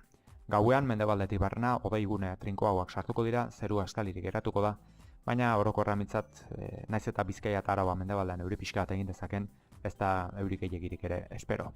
Hego-haizeak zakar jotzen jarraituko du, horrekin goizeko temperatura minimoak dezente egingo dute gora, eta orokorran 6 eta 12 gradu bitartean errenituko dira. Masimoek aldiz antzeko jarraituko dute, ipar isurian 12-14 gradu bitartean, eta ego isurian 9 eta 11 gradu bitartean, temperatura freskoenak Araba eta Nafarroa erdialdean neurtuko dira, altuenak aldiz kostaldean. Informazioaren aria. Euskotrenek jakinarazten du. Badator Santo Tomas. Zatoz Euskotrenekin Euskal Nekazal jaiaz gozatzera eta ahaztu autoa. Zerbitzuak gau eta egun trenez eta metroko 3. linean. Informatu ordutegiei buruz webgunean eta aplikazioan. Euskadi ondo mugitzen da. Euskotren, Eusko Jaurlaritza.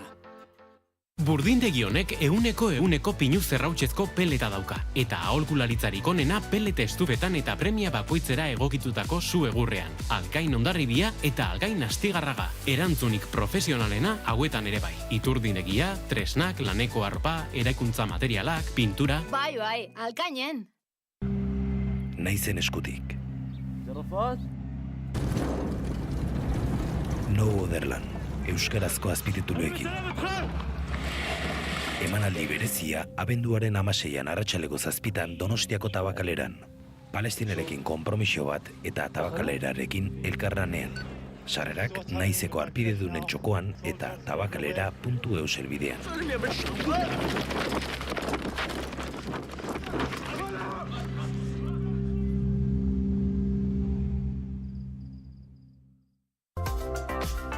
Kultura eta hizkuntza politika sailak hizkuntza politikarako sailburu ordetzak diruz lagundua.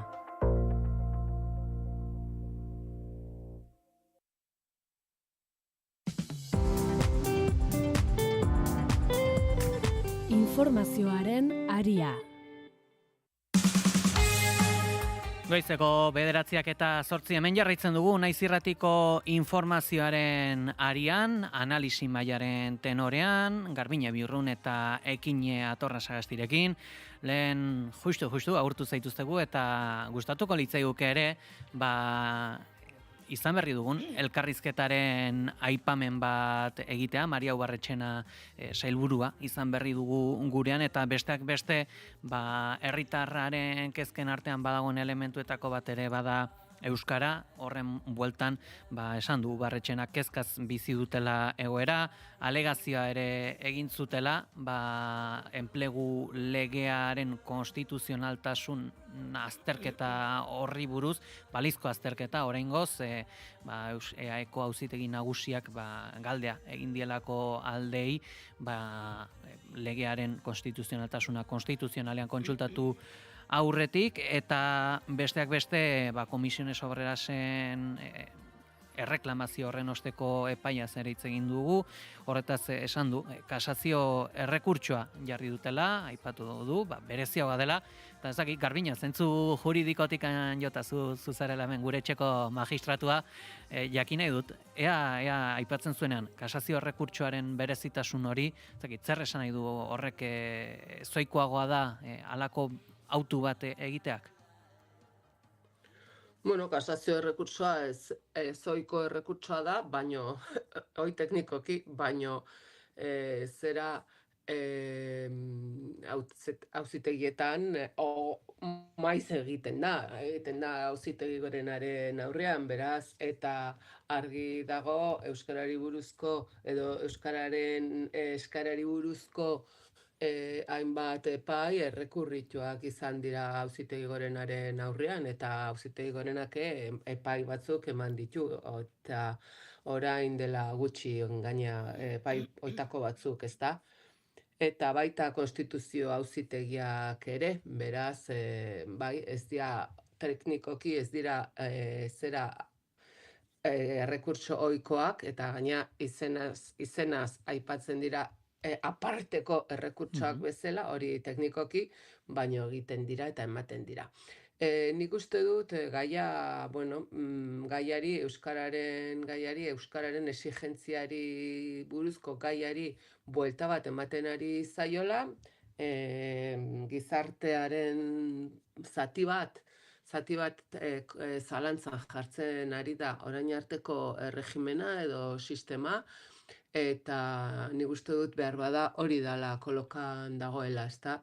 Niretzat arazoa ez dago legean, baizik eta konstituzioan bertan ikusiko dugu zer dion konstituzio auzitegiak, nik uste dut Ubarretxenaren hitzetan eta baita ere Eusko Jaurlaritzaren beste kide batzuren behintzat hitzetan, azken egunetan, azken hilabetetan esango nuke, antzematen dela bildurra, nolabait esateko konstituzio auzitegiaren aurrera joateko bildurra, eta horregatikan errepikatzen ari dira zera orain dauden aurrikuspenak, legeak aurrikusten dituen exigentziak 82ko enplegu legean bazeudela, eta edo funtzio publikoaren legean bazeudela, eta hori ontzat emantzuela zera konstituzio auzitegiak, berriz ikusi behar badu, berriz ikus dezala, nik ez diot horri beldurrik,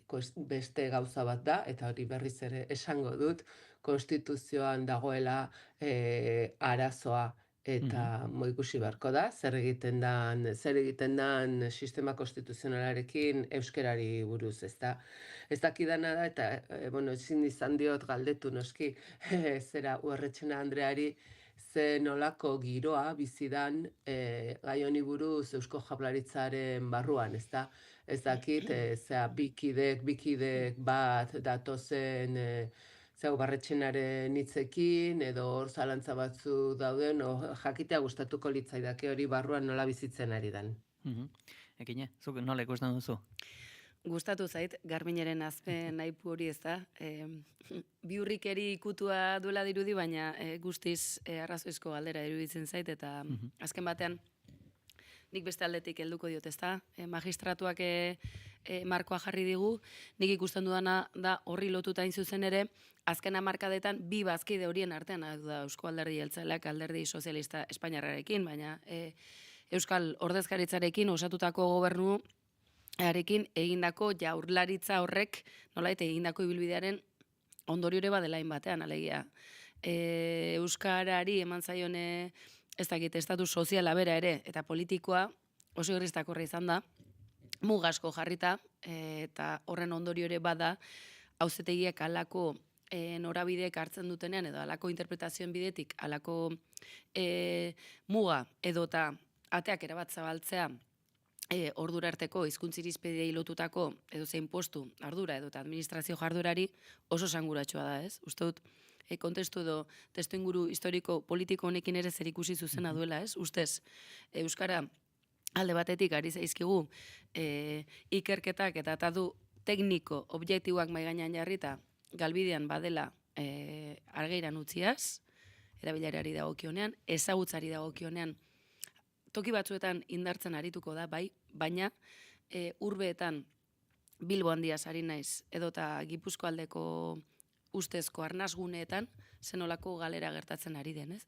Beraz, alde batetik badaukagu hizkuntzaren beraren osasuna zein den, eta gehitu diezaiogun zelegek babestu edo kasu honetan teinkatu dezaketen dagoeneko larria den egoera bat, ez? Ahaztu gabe, euskara fobia erabat inkrustatuta daukan esan dezagun imperio baten baitan bagaudela, eta hori antzematen da, eta ikusten da, batez ere eskuin Espainiar eta zapaltzaileak aukera daukan einean, segituan badela jo puntuan dagoen zerbait, eta uste dut horretan Nafarroa esate baterako oso adibide interesgarria dela, ez?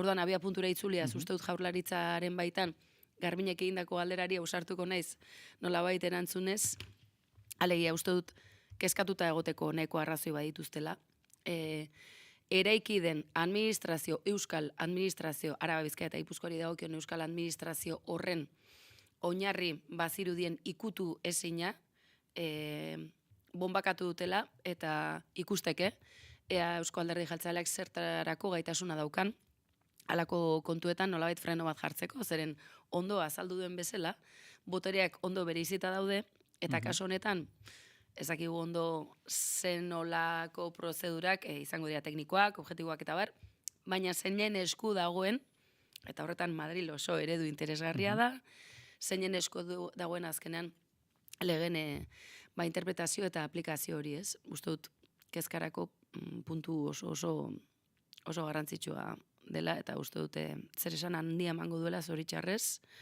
ondo aipatu duen bezalaxe, Jaurlaritza nolabait belaunaldiz aldatuko delako, eta belaunaldi aldaketa horretan ikuseta ertzaintzan zer pasatzen ari den, ea ertzaintzan gertatzen ari dena, ez ote den, gerta daitekenaren lehen puntua soilik, ez da? Aipatu dugu, ertzaintza aipatzen zenuela aipatu ditu elkarrizketan, gomazko pilotak edo taser pistolen erabilera, horri buruz nabarmendu digu sailburuak, alde teknikoak hartu beharreko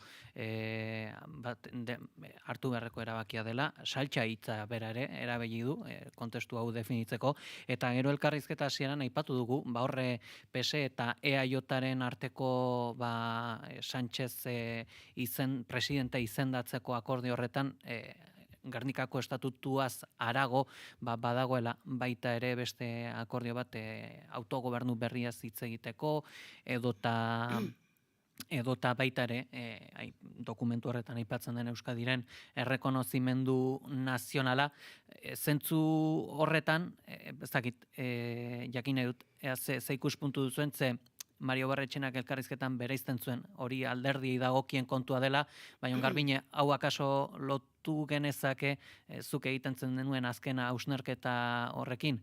Noski, horre zubiak eta nasketak egon behar direla, alderdia, baina zuk esaten zenuen, ea segiro egongo ote den, zentzu bat badauka. Kontestu hori bana ezina izan daiteke edo guztiz lotuak egongo dira edo ikusten dituzu Euskal Exekutiboko ordezkariak ariketa bat egiten banaketarako. Argi dago EAJ alderdi bat dela, argi dago PS beste bat dela, eta bakoitzak dauzkala bere helburu politikoak, bere objektiboak eta bere utopiak, ez da? Hori garbi dago. Eta hori nabarmen izaten da, hitz egiten dutenean, euren bozeramaileak, euren ordezkariek, ez da berdina entzutea Aitor Esteban gaur egun, edo garai batean Andoni Ortuzar, eta bestaldetik Eneko Andueza, eta hori esan dudan bezala, normala da, bi alderdi desberdinak direlako, tradizio oso desberdinarekin eta helburu oso desberdinekin.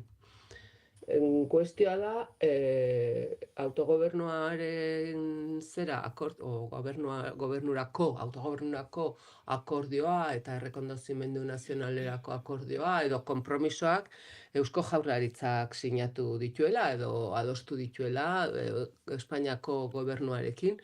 Eta orduan hemen elitzateke zergatikan inolako hausturarik, inolako alderik izan behar Eusko Jaurlaritzaren barruan, baino badakigu horrela dela. Eta niretzat behintzat horrelako akordioak paper bustiak dira. Eguzkiari egiten zaion brindisa dira. Nik uste dut alderdi sozialistak ez hemen, ez Espainian, ez Sánchezek ez daukala inolako asmorik autogobernua, bakarrikan behar bada Gernikako estatutua garatzeko eta osatzeko, baino ez haratago joateko, eta errekonozimendu nazionala, hitzoiek ez daki zer esan nahi duten, errekonozimendu nazionala ez badago lotuta nazio horren herriari hitza eman gabe, ez da. Eta ez dut uste inolaz ere alderdi sozialista hortikan doanik. Beraz, nik uste dut akordio batzu sinatzen dira, eta ongi etorriak izan daitezen, nik ez dute hori ukatzen, baina benetan izaten dira oso kojunturalak eta momentu honetan eta kasu honetan batez ere Espainian alderdi sozialistak izan, ez dakitu hain dauzkan, baina izan zituen beharrengatik. Ez dakidana da, eta hori ere galdetzeko neukan, uarretxenari, zera abenduaren 31 iritsi eta ez badira eskuduntzak eskuz aldatzen zer egin behar duen alde batetik Eusko Jaurlaritzak bere osotasunean eta bestetik Eusko Alderdi Jeltzaleak zeren eta une batean gai honi buruz Ubarretxenak espreski esan du hitz egiten ari zala Eusko Jaurlaritzaren izenean baino baita ere alderdia aipatu du. Beraz hori ere jakin nahi nuke ez detuzte Eusko Alderdi Jeltzaleak eta ez da Eusko Jaurlaritzak ere inolako erantzun indartsurik daukatenik prestatuta datorren urtarrilaren lehenerako. Esan du badagoela denbora, baina dokumentu azaroan 2023ko azaroan sinatu zen. Ez dakit. Segi, ekin mesedez. Bai, aipatu nahi nuen ni oso fan naizela, gobernu bozera mailena, oroar.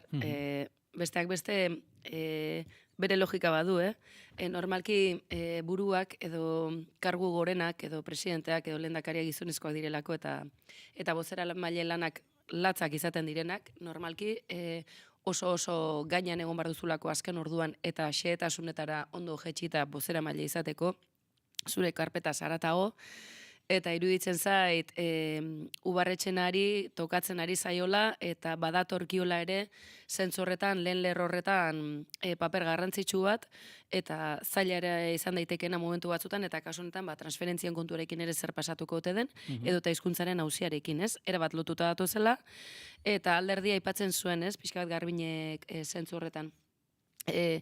Aitor Esteban ere badabil Sánchezekin hizketan, pentsatzen dut Moncloarekin interlokuzio beraz bat baina gehiago izango dela, ez dakit HTaren kontuarekin ere, Ipar Euskal Herriarekin ere gauza bera planteatzen duten, ala kasu horretan instituzioetatik bakarrik Eusko Alderdi Jeltzaleak planteatzen dituen interlokuzio horiek, edo zein kasutan uste dute transferentzien auzia badela ez dakit, eguneroko ogi bilakatu zegun zerbait.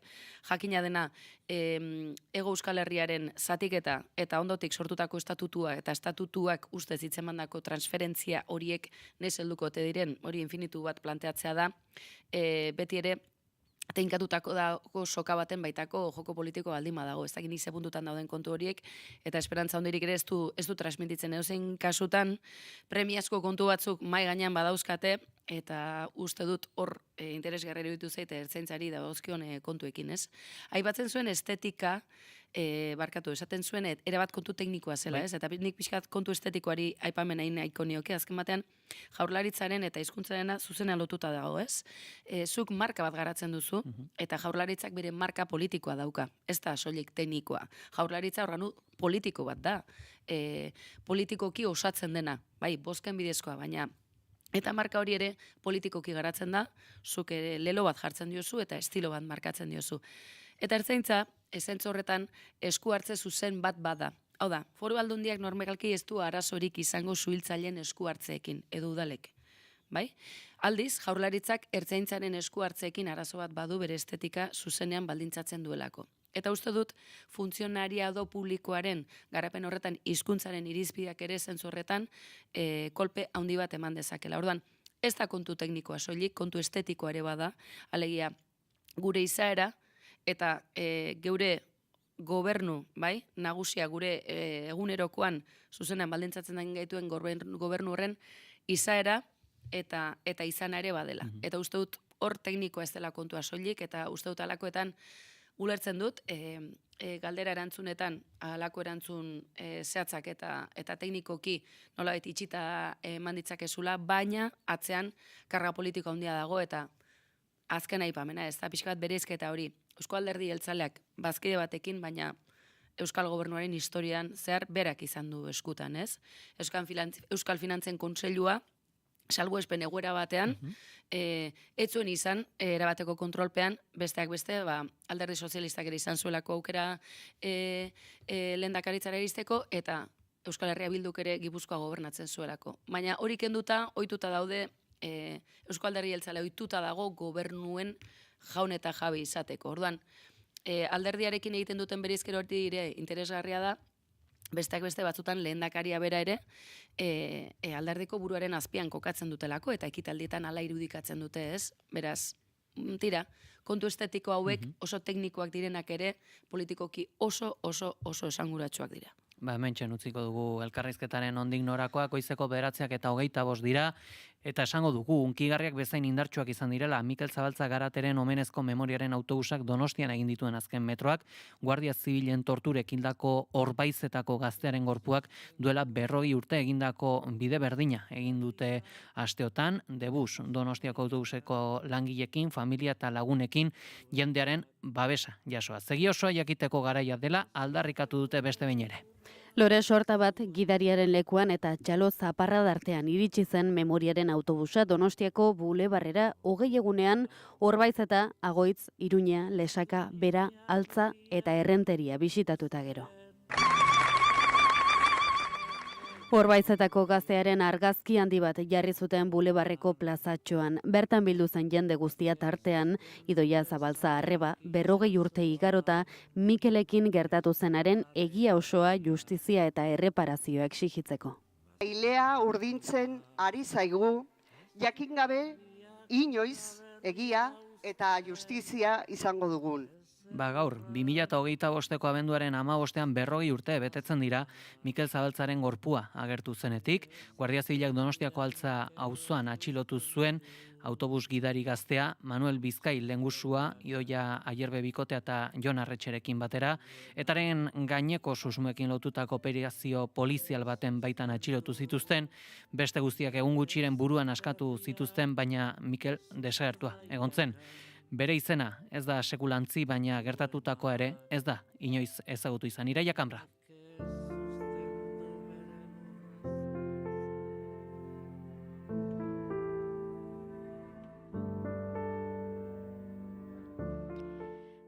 1985ko azaroaren 26 zen eta Donostiako Altza auzoan Guardia Zibilak Mikel Zabalza autobus gidari gaztea atxilotu zuen. Operazio berean atxilotu zituzten beren eskalaguna, lagunak eta senideak ere, baina haiek askatu egin zituzten. Mikel desagertu egin zen. Gaur egun oraindik zaila da ulertzea nola izan zen. Bertsio ofizialak esan zuen Mikelek ihes egin zuela eta bidasoan ito egin zela.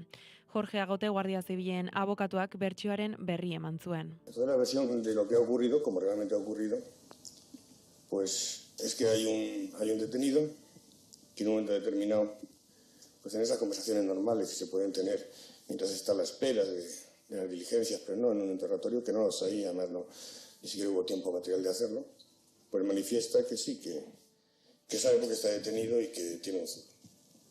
Algo así, tampoco me hagáis mucho caso en las expresiones exactas porque quizá yo no las maneje del todo correctamente. Bueno, entonces se hace cargo el oficial instructor del tema y decide ir a buscar el Zulo. Se va a buscar el Zulo en condiciones normales, como se va siempre. Y digamos como se va siempre a todos los niveles, con la fuerza normal que se va siempre, o en la mayoría de los casos, y se va a buscar el Zulo. Van buscándolo y en un momento determinado golpea en los testículos al oficial que se había quedado detrás, buscando los dos delante, golpea los testículos y cuando lo hace cuando está muy cerca de una ventana que hay a la izquierda, que supongo que habéis visto, incluso fotografiado, y salta por ella. A partir de ahí ya se le pierde de vista. Los que estén ahí en ese momento hacen, a mi juicio, lo que es más oportuno, que es que se dividen y tratan de rodear la zona sin conocer la zona. O sea, están intentando rodearla. Pero claro, no sé si el rodeo en ese momento es perfecto. Creo que después visto no está mal. Supongo que tácticamente no está mal rodearla así la zona, porque se tira por el medio y van cada uno por un lado y otro por el medio. Pero ya no le localiza. Baina bertsio ofizialak askotan inkoherentziak izan ditu. Ordutegiak ez datoz bat, autopsiako txostena kontrajarriak dira, eta testigantzek bestelako kontakizuna ematen dute. Mikel detenitu izan eta 3 egunetara. Mikelen arreba juzgadura juntzan, juzgaduan aurkeztu eta beak zuzkan datu guztiak juezaren eskutan utzi zitun eta honen ondorioz juezak eskatu zuen Guardia Zibilen informazioa, detentzioaz eta igeza omen zenaz. Hilaren 4 arte, etzen erantzunik izan juzgaduan, 5 egun behar izan zituen Guardia Zibilak informe txosten txiki bat bialtzeko. Baita ere, eskatuta zegoen entzutegi nazionalari eta gobernari zibilari informazio hori, baina hauen erantzuna Guardia Zibilaren kopia utz bat besterik ez zen. Eta Idoia Ayerbe eta beste detenituak guregana etorri zitzaizkigunean, konturatu ginean hauen bertsioa guztiz desberdina zela eta orduan oso beharrezkoa ikusi gendun hauek juzgaduan deklaratzia. Agoteri orduen inkoherentziagatik galdetu zitzaionean azpimarratu zuen oso zaila dela ordutegiak zehaztea. Pues mira, la precisión de horas es muy difícil, porque nadie va mirando el reloj. Si yo mañana os pregunto a vosotros, bueno, ¿a qué hora he llegado? Sí, porque como he llegado tarde, pues ahí miro todo el reloj para regañarme, pero si yo os pregunto que a qué hora hemos terminado o a qué hora exacta, si esto dura mucho, he dicho tal frase, no lo sabríais, ¿no? Se calcula, y se calcula que ellos llegan al túnel del orden de las 6:30.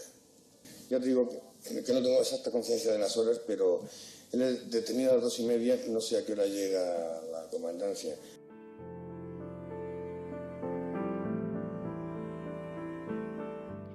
Mikel desagertu ondoren 20 egun luze igaro ziren bere gorputza aurkitu zurteen arte. Voluntarioak, familia eta lagunak egunero bilatu zuten bidasoaren inguruan, baina emaitza etzen azkar iritsi. Tenemos el derecho de verlo. Usted no vaya a tomar ninguna vista aquí, baje la cara. Ya que viene el señor juez, para este caso, para mil que sucedan. Yo le he dicho que no se ofendiera por lo que le ha dicho la chica. Muy bien, que actúe la justicia. La chica no tiene derecho ninguno a decir esas palabras que hay. La chica tiene derecho a hablar y hay que comprenderla a ella también. Y compréndala. Está muy impresionada. O sea, si a ustedes les tenemos que comprender, ustedes también compréndanos a nosotros un poquito. Y así todos nos arreglaremos mejor. Son 19 o 20 días, por favor. Urteetan zehar kasua jendaurrean berriro azaleratu da. 2020an argitaratutako Non dago Mikel dokumentalak, artxiboak, lekukotzak eta testigantza berriak batu zituen memoria bizirik mantentzeko. Etxe honetan badago misterio bat. Eta jakin behar dugu zein den. Eta orduan esan ziguten, bai, badago kutxa bat, eta uste genuen sekretua bera kutxa horretan zegoela. Eta hor zeudela erantzun guztiak, baina gero inoiz ez genuen ireki. Eta ez ginen ausartzen, 22 urte izan arte ez genuen kutxa ireki.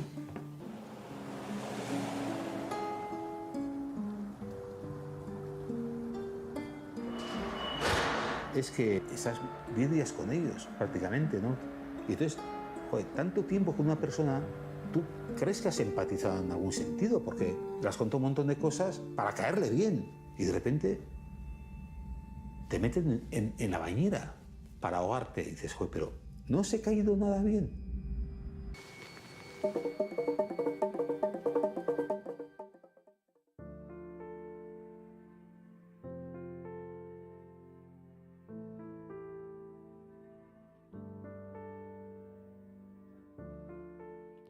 Familia eta lagunek testigantza bizia eman dute. Haien ahotsak gogorarazten digute ez dela ahaztu den historia bat.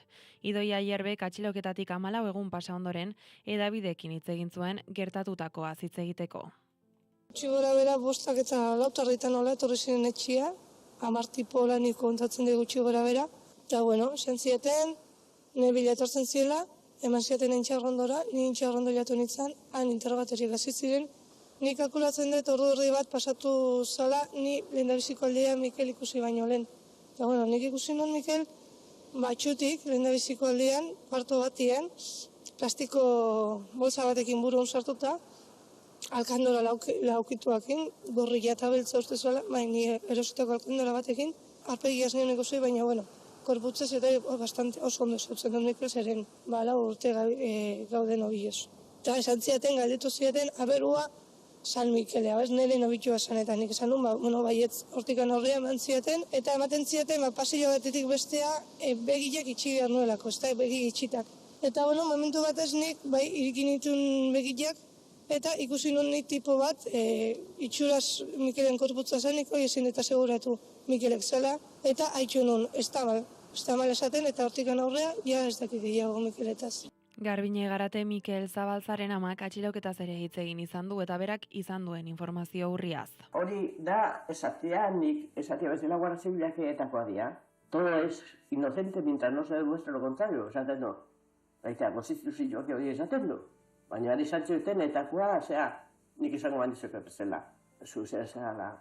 Kanadiense, eta ni kanadiense. Zer jarri behar baita etxeko mutila ide, se detiene por haber matado a alguno. Txian hori Sanchoeten, etxeotetan, y se os aplica la ley antiterrorista. Hain etxion esan, Sanchoeten hori, orduta kargoi gabe, atzazoten, eta baita bere Andre Gallaire, Sanchoeten etakoa zala, baina erten da. Kargo eta ezer gabe, baldin batzian, eta gure mutila. 40 urte igaro dira Mikel Zabaltzaren desagerpenaz eta heriotzaz, eta urte hurren, hau, aitzakitzat hartuta ere, gurekin dugu Idoia Zabaltza, Mikel Zabaltzaren arreba, egunon? Egunon. Zer modu zaudete, atzoko ekitaldiaren ostean? Bueno, oso eskertuta, hori izaten ari gara leku guztietan, horrela delako. Egia esan, 40 urte pasa dira, eta ikuste oraindik Mikelen memoria bizirik dagoela oso pozgarria da guretzako. Ez da erresa izaten, hori horrela da ere, baina konten eta oso eskertuta gaude. Zazki, anaiaren atxiloaldi eta heriotzaren urte hurrenak dinamika zabal bat izan du, jardun honetaz, ibilbide honetaz, zer nabarmenduko zenuke?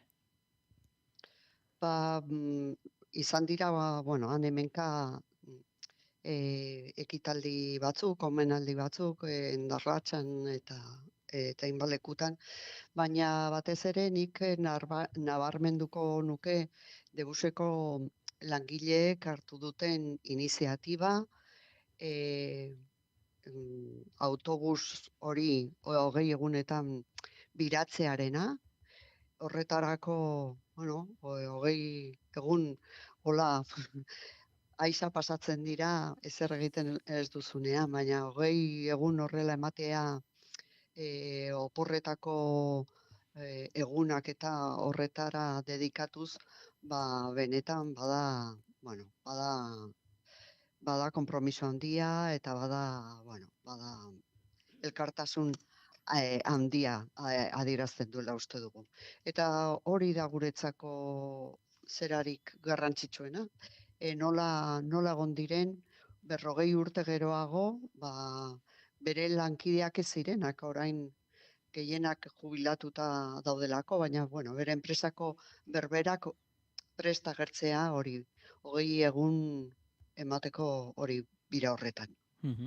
Hor, Mikel Zabaltzaren kasuaren berezitasun handietako bat, eta erreportaian ere entzuten genuen elementua ere bazen, hor, egia ofiziala etzela izan, ez dagoela, aitortua gaur-gaurkoz, baina herriak bazekiela zer gertatu zen. Bai, beti esan izan dugu egia sozialaren jabe garela, eta orain bai, eta orain ere badugula egi administratiboa. Eta Guardia Zibilak emandako bertsio ofizialak oraindik dirau, baina bestalde ere esateko moduan gaude badugula ere beste bertsio ofizial bat, izan ere egi administratibo horrek ematen du beste bertsio ofizial bat, eta Nafarroko gobernuak emana eta Eusko Jaurlaritzak emana. Orduan talka egiten du aurreko bertsioarekin, baina falta zaiguna da justizia eta egi osoa eta justizia. Egia ze gertatu den badakigu, baina egi horren zehaztasun guztiak nork hartu zuen parte, zen egoeratan, nola gertatu zen hori guztia, ñabardura garrantzitsu horiek oraindik falta zaizkigu, eta noski behin hori jakinda, erantzukizun judizialak egon beharko lirateke. Eta horretan gaude. Hor, bide horretan ezinbestekoa izango dena da, eta berriki Espainiar Kongresuan ere aipatu zena sekretu ofizialen legea, eta ez dakit, ikusita zer nolako ekimenako jartzuna izan duen, zer nolako sona izan duen, azken aldian ere hor ardurak dituen baten bat gerturatu izan da zuen gana, edo? Ez da inor gerturatu, ez. Ez dakit.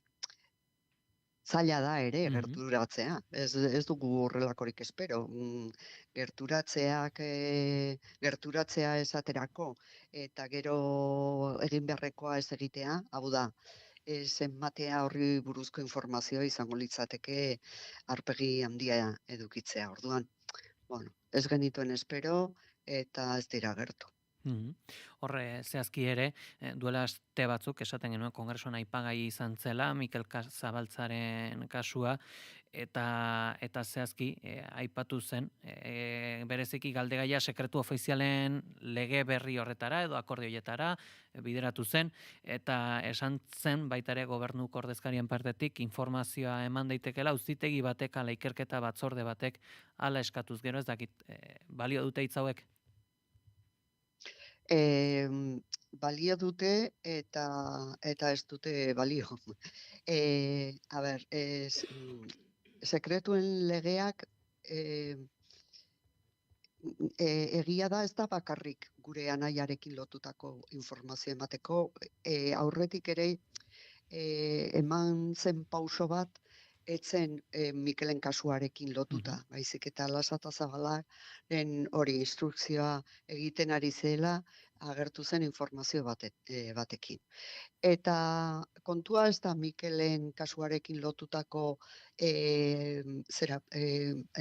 paperak eta agertzea, baizik eta olako intxaurrondon egindako jardunarekin eta hor egindakoarekin gordeta dauden paperroiek edo zerbait argitzea dezaketen jakitea. Hori da kontua. Orduan zehazki guk ez dugu jakiterik ze non edo zein kasurekin, gure anaiaren kasuarekin lotutako paperetan, edo paperik ote dagoen edo ez dagoen. Kontua da, egon beharko litzatekela borondate politikoa intxaurrondon eta luzatuko dugu, ez? Galeko gerrara edo, luzatuko dugu ara ere, horrekin lotutako informazioa eskuratzea. Eta adibidez, nik ez dakit, gure kasuarekin argi dago, edo ez igual horren argi, baina bueno, nolabait guk egonda bi aldiz irekita eta bi aldiz itxi da, eta zera berririk ez dugu, eta ez dakigu zehazki ze paper mota, baina barne ministeritzak edo aginduko balu hortan ikertzea, sakontzea ze gertatu den, eskatuko lirateke paper horiek eta emango lirateke, eta ziur gaude gauza asko argituko liratekela. Aldarrikapen honekin gelditzen gera, Idoia Zabaltza, Mikel Zabaltzaren arrebas, mila esker, goiz honetan gurean izateagatik. Mila esker zuei, interesagatik. Aipatuta aldarrikapen hau, Garbine, honi buruz ere aipamen txiki bat egita gustatuko litzaidak zu ere agurtu aurretikan, esaten zuten, posible izango zela baldin eta epailek eskatuz gero, eta baldin eta informazio eskatuko balu ikerketa batzorde batek. Zer diozu?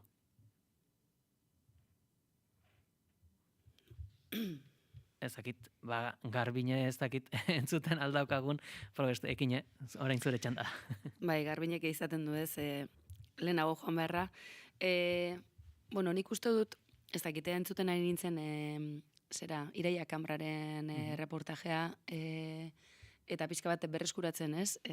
Garaiko audioak... Barkatu segundutxo bat entzuten ari nintzen, eta ezin nuen sakatzen ari nintzen mikrofono... Eskerrak, Garbine, etzaigun joan.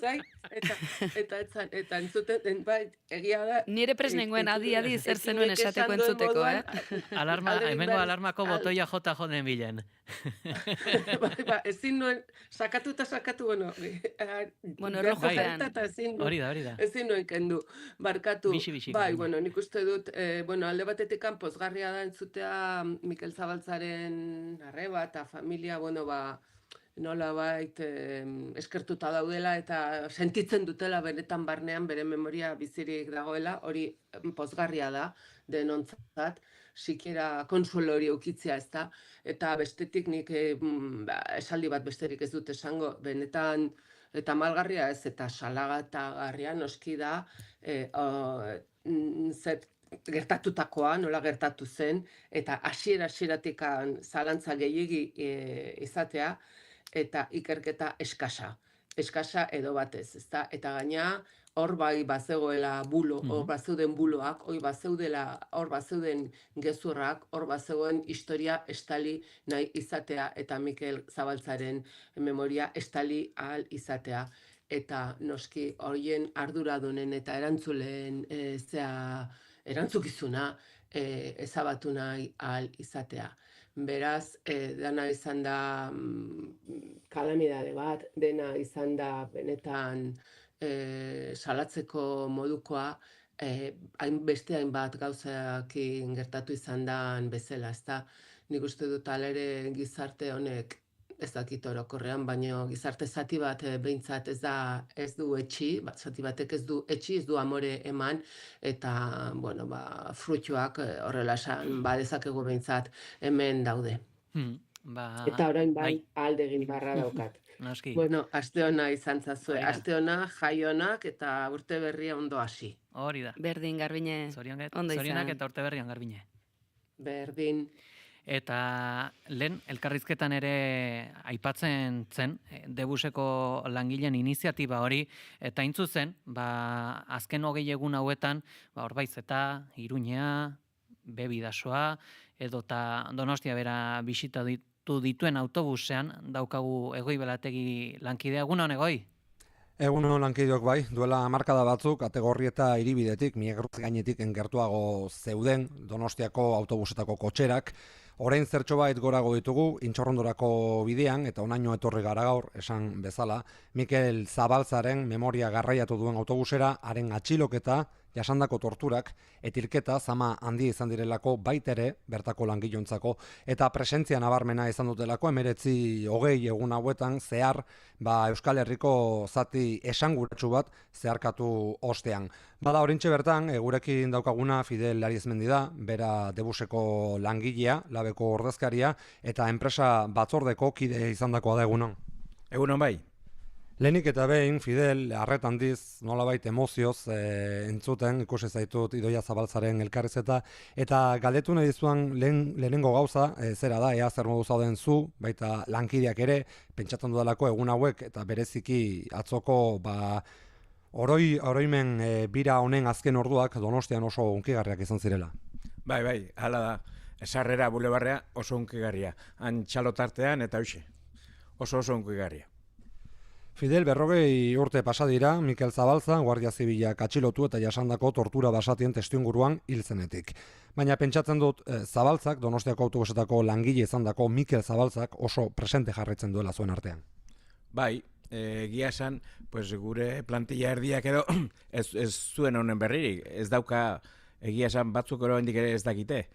Nik 16 urte nauzkan orduan, eta bai, gogoratzen naiz, ondako iskanbilak, egerebak, eta hoxe. Eta beti adibidez, endar latxatik pasatzean, baztan ingurura bidean edo errepide zarretik, beti hango zulua eta lehiotxo ura begiratzen genuela. Lehentxago aipatu diazu, zu labeko kidea zara, baina kaso honetan, autobus honetan egin duzuen oroimen, ekintza, oroimen bira antolatu duzuena, horretan, nolabait implikazioa erabateko izan dela langile guzen artean eta baita ere sindikatu ezberdinen artean. Bai, bizka denetarik, azken finean, bai karrozero, mekanikari, elektrikari, marketingekoak, inspektoreak, eta hau montatzen informatikoak ere, beste enpresa batekoa direnek, baina, hemengo paneletan eta imaginak eta hori dena kolokatzea, jende asko parte hartu du. Idoia Zabaltzak esan duenaren hildo beretik, estatuak oraindik bere, egia ofizialari edo eusten dio, baina esango nuke Debusen, zuek oso argi duzuela zer izan zen Mikel Zabaltzari gertatu zitzaiona. Bai, oso argi baino hasieratik. Nik uste dut gizartea dakien bezala. Gaur 20. egunera agertarazi zuten. Bere ondo bilatutako tokia eta argi. Nik uste dut gizarte guztiak hori argi zaukala hasieratik. 40 urte, 4 hamarkada, batzuek pentsatuko denbora asko dela, baina ziur naiz, zuk oroitzapenak oso argi dituzuela, Debuseko plantillatik zein da zabaldu nahi duzuen mezua? Gu gure aletxoa indugu, azkenean autobusaren ideia hau sortu zenean, 39. urte hurrena egin genuenean, eta pixka horren ondoren, egin zuten martxa, orain 40 urte ikoniko bezala hori hartuta, eta nola autobuseak erretiratzear dauden, autobus elektriko berria datozelako, eta egia esan toki falta ere badau, eta hori atontzen hasi ginean, eta alkateak lehenengo bilerak egin, eta ondoren, enpresak eta implikatu da, biniloa direla, eta tondu, eta murala, eta prestatzen, denbora asko eraman dugu, bilera asko, eta oso ondo, gustora. Sumatzen duzu gaur egungo Debuseko langileek zuek ere baduzuela nolabaiteko ardura Zabaltzari gertatu zitzaiona ofizialki onartu arte, ofizialki zabaldu arte? Bai, pixka bat transmisioen aria eten ez dadin kontuakin, aletxoa indugu eta esposaketa hemen barruan jende askok, baina batez ere jende heldua, batez ekitenak ze pasa den, baina ezko inguruan goratzen naiz,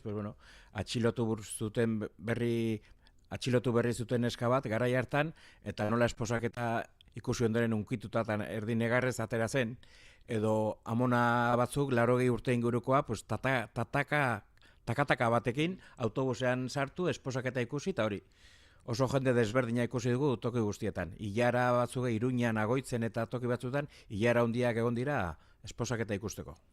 Txamponaren beste aldean, eta tamalez lehentxago esan diazu, akaso, nolabait alde zakit txarrain, alde negatibo bat bilatzearen, hori gazten presentzia nolabait eskas izan dela.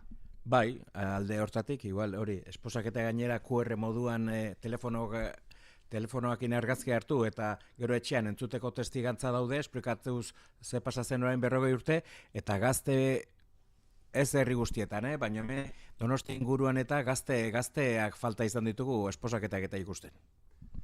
Fidel, zu adinez eta ara esan diguzu Mikel Zabalza atxilotu zuten unean, 16 bat urte zenitula, zu hemendik gertu azitakoa zara, Mirakruz gainen esan didazunaren arabera, eta ondorioz, ezagutu lanean etzen ezagutu Mikel Zabalza, baina ziur asko makina bat aldiz eramango zizula autobusean. Nik ustu baietz, azkenean 5 urte edo egin zituen bera lanean, eta hori, nik 11 urtetik 16 urtera, ibiltzen gean altzako autobusa, Obidebieta, eta Mirakruz gainean bizi ginenez, seguruna noizbait eramango nindun. Normalean autobusek pertsonak garraiatzen dituzte, kasu honetan garraiatu duzuen esan dugu memoria izan dela, Zabalzaren memoria eta baita ere justizia eta erreparaziorako aldarrikapena. Nolakoak izan dira zuretzako pertsonalki aste hauek, ez bakarrik Donostian, baizik eta esan diguzu unkigarriak bizi izan dituzuela, esango nuke bereziki Nafarroan, ez da? Bai, lehen esan bezala, ezagutu zutenak bere garaian familia eta Aurizberrin goratzen ez, autobusa antxe genuen, hotz galanta egiten zuen ere bai, eta todoterrenoa edo kotxea espaloian utzi autobusa ikusterakoan, gelditze zian, eta autobusa sartu, eta familia egia esan, familiako ordezkariren bat, beti egon da autobusan esposaketa egon den bitartean. Anaia arrebaren bat, edo Ioba, edo norbait. Eta, karo, beraiek ezagutzen zituzten bertakoak, dugu antxe, autobusa mugitu eta prestatu, baina harremana beraiek harrera indiote agurtu batei besteari, eta oso unkigarri izan da, toki horietako Garraldan, Aurizberrin, Auritzen, Agoitzen, eta noski horbaiz eta bertan.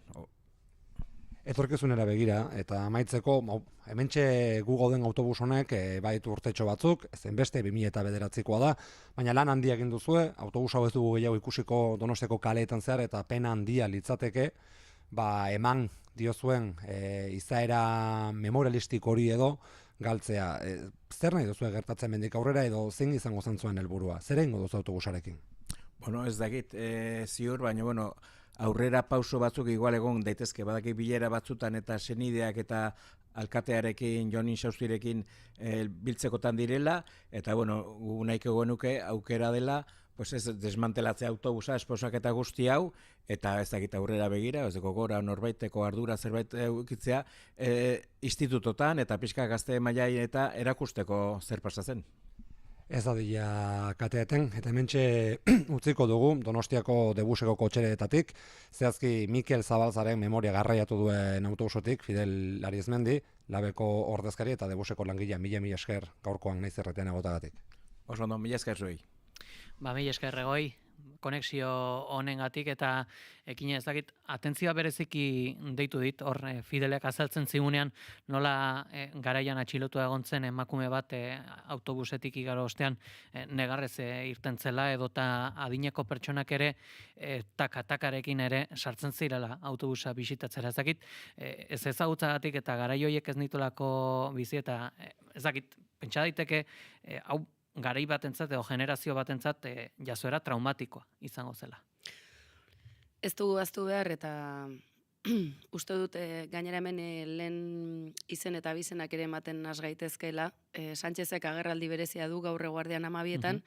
Felipe González hitzaio gustatzen bat ere, Pedro Sánchez. Felipe González ez bazaio gustatzen Sánchez, akaso niri zerbetxo bait gustatzen zaitez.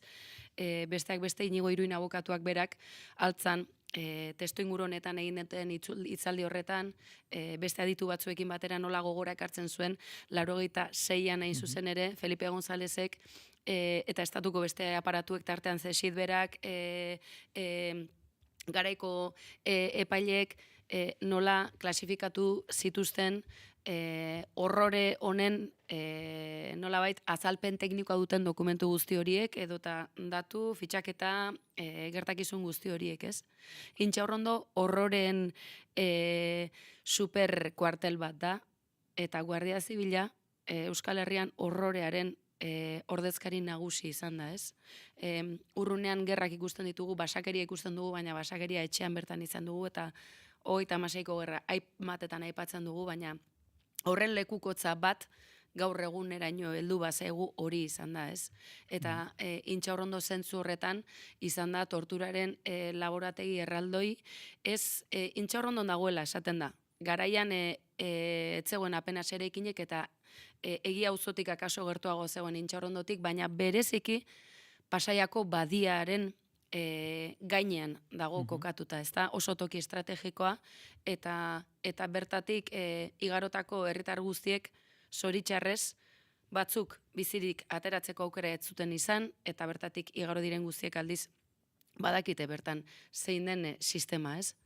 Uste dute zentzu horretan belaunaldi batzuk batez ere gure gurasoak eta aiton amonak hor gurutzatzen ziren gerratik bizirik ateratakoak eta euren seme-alabak nola Guardia Zibilaren kuarteletan matxakatu zituzten, ez? Intxaurrondoko kuartela eraiki aurretik esate baterako gaur egun Okendo kalean dagoen eraikinean, gaur egun Hazienda eta bar daude, ondoan bazegoen beste eraikin bat eta bertan zegoen tortura zentro garrantzitsuena, ezta?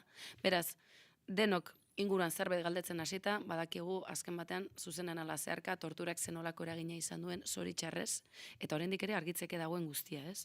Orduan gaur gaurkoz argipenak eskatzerako orduan hor desklasifikatzeko zenbat kontu dauden, justu kointziditzen dutenak besteak beste Mikel Zabaltzaren heriotza eta Galen garai urrezko garai hoiekin, ez? Eta zentzu horretan gainera izenak aipatzen dituen garaiko agintariak zeintzuk ziren eta kasualitatez ere gaur egungo gobernu sozialista hori ondo ikusten ez duten garaiko agintari sozialista haiek, ezta?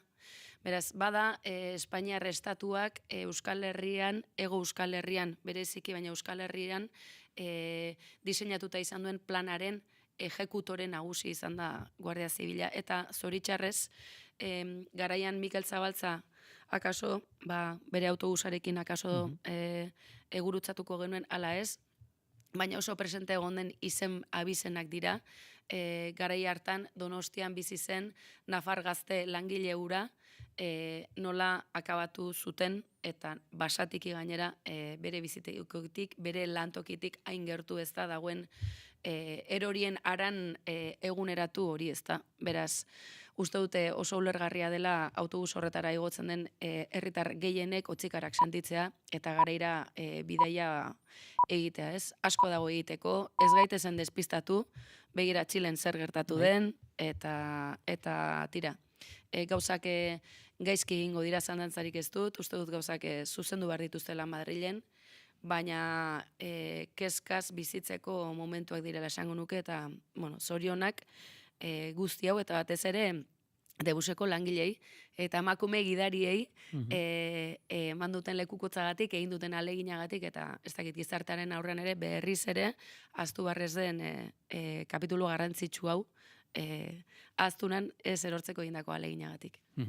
Bat egiten dugu, zorion horrekin, ekin etorra Sagasti. Mila esker goizonetan gurean izateatik. Zuei, ondo izan. Zorionak eta urte berrian. Gure amonak esaten zuen, ondo bukatu eta hobeto hasi. Horixe bera, eskerrik asko.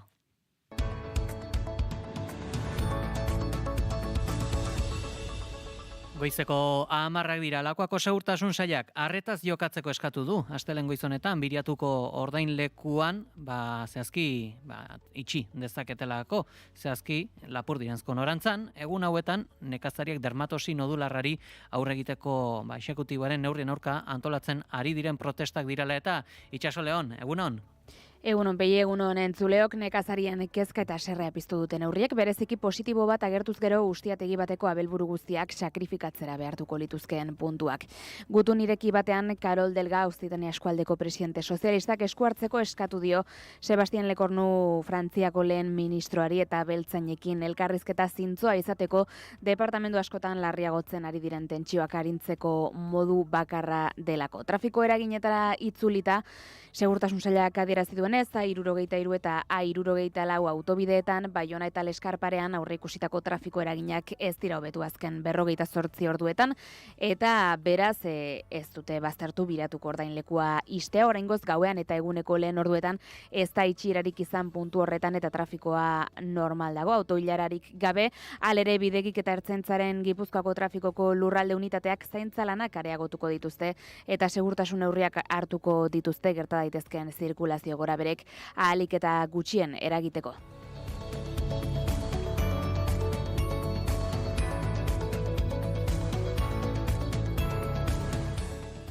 Eta bestalde nazioartean kulturaren munduan albiste bat iritsi zaigu goiz honetan ere. Rob Reiner zinema zuzendaria eta haren emaztea Michelle Singer hilik aurkitu dituzte igande honetan Brentwoodeko euren egoitzan Los Angelesen.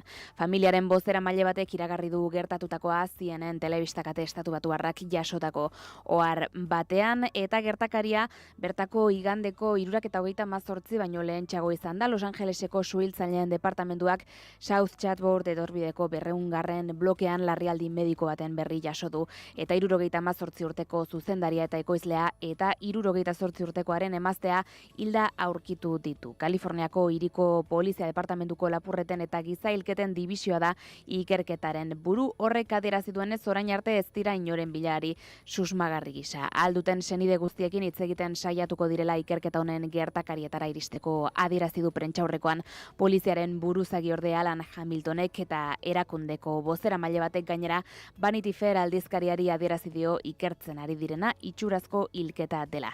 1947 Bronxen, New Yorken jaiotako zinemagileak 70ko hamarkadan lortu zuen ospea. Oscar sarirako izendatu zuten A Few Good Men filmearen ekoizpenagatik, eta film ezagunak zuzendu ditu hala nola When Harry Met Sally edo The Princess Bride. Eguraldia eta trafikoa naiz irratian. Trafikoari dagokionez aipatu dugunaz gain, arreta eskaera horrez gain ez da bestelako jazoerarik orduotan errepideetan, hortaz gaurko eguraldiaren informazioa entzungo dugu. Iker Ibarluzea. Asteari ekiteko eguraldia zertxoetik gehiago ez egonkortuko zaigu. Goizean goitzetik hasita hodeiak ugariak izango dira lurralde osoan, zerua nahiko estalirik agertuko da. Eta lurraldearen ekialdean gainera hodeiguneak trinkoagoak izango dira. Hala ere goizean mintzat ez da euririk egiterik espero eta giroa lasaia izango da. Arratsaldean hodeigune trinko hauek ostarte batzuekin tartekatuko dira, baina lurraldearen ekialdean eta bereziki Nafarroa ekialdean hodeiak trinkoagoak izango dira. Eta bertan ez da baztertzen uneren batean zaparradaren bat edo beste botatzea.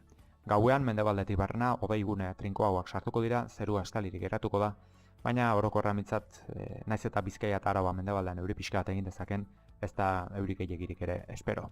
Hego-haizeak zakar jotzen jarraituko du, horrekin goizeko temperatura minimoak dezente egingo dute gora, eta orokorran 6 eta 12 gradu bitartean errendituko dira. Maximoek aldiz antzeko jarraituko dute, ipar isurian 12-14 gradu bitartean, eta ego isurian 9 eta 11 gradu bitartean, temperatura freskoenak Araba eta Nafarroa erdialdean neurtuko dira, altuenak aldiz kostaldean. Guzti hauekin edituko era. Eskerrik asko Itxaso. Eskerrik asko Pegi. Eta joan aurretik bigarren kafeako kidak ere agurtuko ditugu. Iñigo Asensio eta Goiuri Ezeiza, egunon? Egunon. Egunon, Pegi. Bueno, astelena nola hasiko duzu astea gurean? Jo, uste dut, zuk bezain beste energiarekin ez ikusten zaitugu oso ostiral doinuetan, Pegi? Bai. Ez pentsa. Ez, bueno. Animatua bai, baina lan egin behar da. Kontagiatzen ari gara, edo kontagiatzea nahiko nuke. Hori. Gure astelenari buelta emateko. Tira, gurekin izango dugu aspaldiko lagun bat, eta gure saiotik maiz igaro den Xabier Alberdi, Euskal Itsas Museoko zuzendari zientifikoa. Hor, ozeano baten aurkikuntza erakusketa, Elkano Urdan eta ozeano baten aurkikuntza erakusketaren inguruan ariko da gurekin. Eta horrek aitzaki emango digu, iraganera begira jartzeko, eta baita herri honek itsasoarekin izandako harreman eta loturetan murgiltzeko historialari eta itsasoaren jakitun da Alberdi, eta esan gustora hartuko dugu. Femia Colectives ere gurean izatekoak ditugu, Juri? Colectives edo, kolektiboa, ez? Bai, baina horrela xetola ingelesez jarri dut eta. Adimen artifiziala lantzen dutela genero ikuspegitik, disiplina anitzeko hirukote bat da, eta duela hilabete edo loraldiaren sormen digitalerako beka eskuratu dute, eta pixkat horren inguruan arituko gara, gauza potenteak dira, adimen artifiziala genero ikuspegitik. Ze esan dezakegu, bai ezatu dezakegu, adimen artifiziala gaurkoz matxista dela.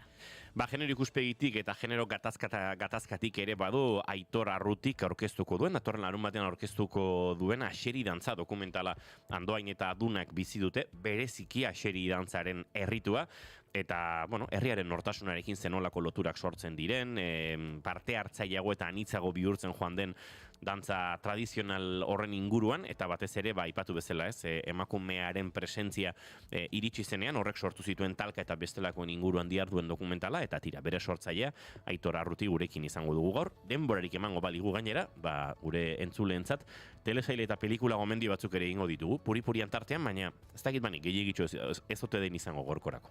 Oso, adi egongo era orduan. Eskerrik asko. Eskerrik asko zuri. Eta gure partetik besterik ez, joateko tenore aldu zaigu, ondo segi, aio! Naiz irratia.